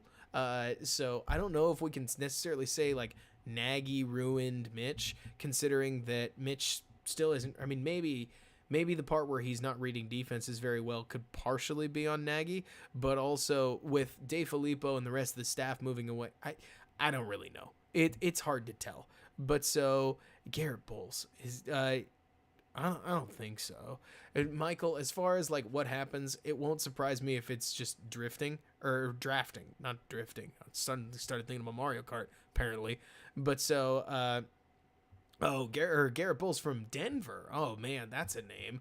I don't know. I don't think we necessarily need to give him a shot, though. Keeping Charles Leno in the lineman is a recipe for inevitable failure. I'm one of the people that thinks that that like Nick Foles, that Charles Leno is fine. Like left tackles are hard to find. Garrett Bowles is a perfect example of somebody who's struggled a lot at left tackle, but that doesn't make him like good. And Deadly Chicken, Mitch was really, really, really good. Actually, he had me in his last one, but so or like in his last season. The trouble is that he only had one season as a starter, despite 5 years in college. But so I definitely think Ceslo, that like you're saying, he's a low end starter, maybe in a system that works closer to his strengths. But I will tell you that this system that the Bears had designed for him against the Lions, like he could have destroyed people. Like he could have put up 50 points. It was a very in as much as he put up 27, that flurry at the end of the game could have been the whole game if he was cashing in on his opportunities, because he had them and he had a solid running game backing him up. Like remember, this was where the Bears were running the same exact outside zone scheme. They were just flat out better at it. Like there's no other way to really talk about it necessarily, other than to say that the Bears ran outside zone and they smashed people with it. I don't see, Nate, why Mitch with Laser could be a match made in heaven, given that like Laser has struggled a whole lot with like the Andy Dalton types. But yeah, so at this point, the Bears were running outside zone and they were cutting everything back up the middle. And then most teams started realizing that you just don't need to attack there. You need to attack up this gap and force Montgomery outside, and everything stopped working. While they were leaving these inside gaps, like look at this massive hole. I haven't seen one of these in weeks, at least up the middle. And defenses have totally adjusted, not to mention we lost James Daniels and whatnot. And that took a lot of gas out of the running game, unfortunately. But so I definitely agree. Like the closer we can get an offensive line, the better. Let's see. We'll see with Mitch. If I sound doubtful, maybe part of it's because I don't want to let myself believe, but a lot of it's because I spent tons of time watching the 2019 offense, and it was awful. And this 2020 version of Mitch was like slightly better, but he also still displayed and exhibited all of the usual issues. He still struggled to read the field. He still has issues with accuracy down the field, and I don't know. Maybe I'm just out. But at least those were the big red flags that I know I've always seen with Mitch. His pocket stuff is always kind of weird. Like that fumble that we saw, maybe it's just instincts or something, but he does seem to get himself into trouble as much as he gets himself out of trouble with his feet. And the scramble that he had for like 20 yards came because a guy missed a tackle. And I mean, I'll give Trubisky credit for still legging it after he made the play and taking the face mask along with it, but it partially came because a guy had him dead to rights and couldn't finish the hit. And let me take a look to find it, because I'm not going to say it's bad. It's not bad. That's unfair. But I will say that it's kind of lucky. That's really all that I'm ever trying to say about some of this stuff is, let me see. Fashad, what are you saying? Anyways, maybe. The trouble is that everybody's making okay, here Leno gets pretty badly beat. And in my opinion, right here, this guy, what is it, Trey Flowers? At this moment, he should probably have Mitch. Like, probably. But give Mitch credit for stepping out of the hit, and he eats the face mask and keeps his bounce. And he makes a play with his legs because he's able to run it back out. But so, it's funny. Memory corrupts sometimes, because I hadn't actually noticed that Mitch just juts out in front of Flowers. Flowers probably could have had the sack, but credit to Mitch, he was doing what he could to break the tackle and broke it. I'll give him some credit there, as he then immediately starts to run, gets downfield as quickly as he can, and makes 20 yards of the situation. Let's see. If Mitch comes back against the Packers and wins, I definitely agree that Nagy will be digging his grave. But at the same time, there'll be tons of people lining up to say, he won the game and that makes it a good decision. And iGhost will have to take a look, like we really will. Josh, we tried. Teams are just starting to cover it. That's exactly what the Bears tried to do with the 24-yard shot to Robinson and a couple others throughout the game, but nothing was open because either the Bears' concepts had gotten sniffed out or they knew that they could pressure the offensive line. You get the idea. Like, stuff wasn't open. Either way, we were hitting almost 3 hours. I think it's about time to wrap it up. There are tons and tons of things that we could continue to talk about, and you guys know me. I like talking about football a whole lot. If you enjoyed the stream, please leave a like. Helps me know that the content's moving in the right direction. I'd love a comment too, a subscription if you haven't already, because I'm looking to make whatever content that I can about the Bears, about other teams, about anything that I can, more or less. And I'm excited to see what happens with this Bears team going forward, whether it's Mitch or Foles at the helm, whether they win or lose. Ultimately, we have 6 games left in the Bears season, and whether a full reset is or isn't coming, I don't know. Part of me thinks it is, but it all depends on whether they win these games or lose these games. So whether Matt Nagy has the guts to go back to Trubisky or not, we'll see. If he does, part of me thinks he's admitting defeat to some degree. Like, a part of me, again, thinks that if Matt Nagy goes from his handpicked guy that they traded a 4th-round pick for and paid a bunch of guaranteed money for in Nick Foles back to Trubisky, who he'd complained about being terrible, I don't know. I don't think that's going to look very good. But at the same time, if it ends up in wins, that's a good thing that's a good thing for him. And ultimately, I think it's going to come down to the record. If they finish worse than 8-8, I don't know. If they finish better than 8-8, I don't know.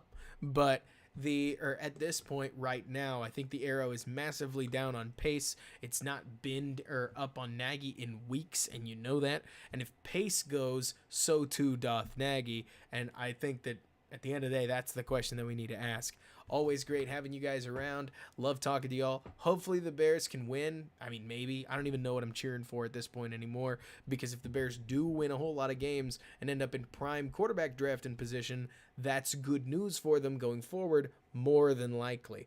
Exactly, Nate. Everything is on the table, so we'll see. The question becomes, what do they think they can do with it? I will tell you right now that I think that the Bears running game in these first couple games,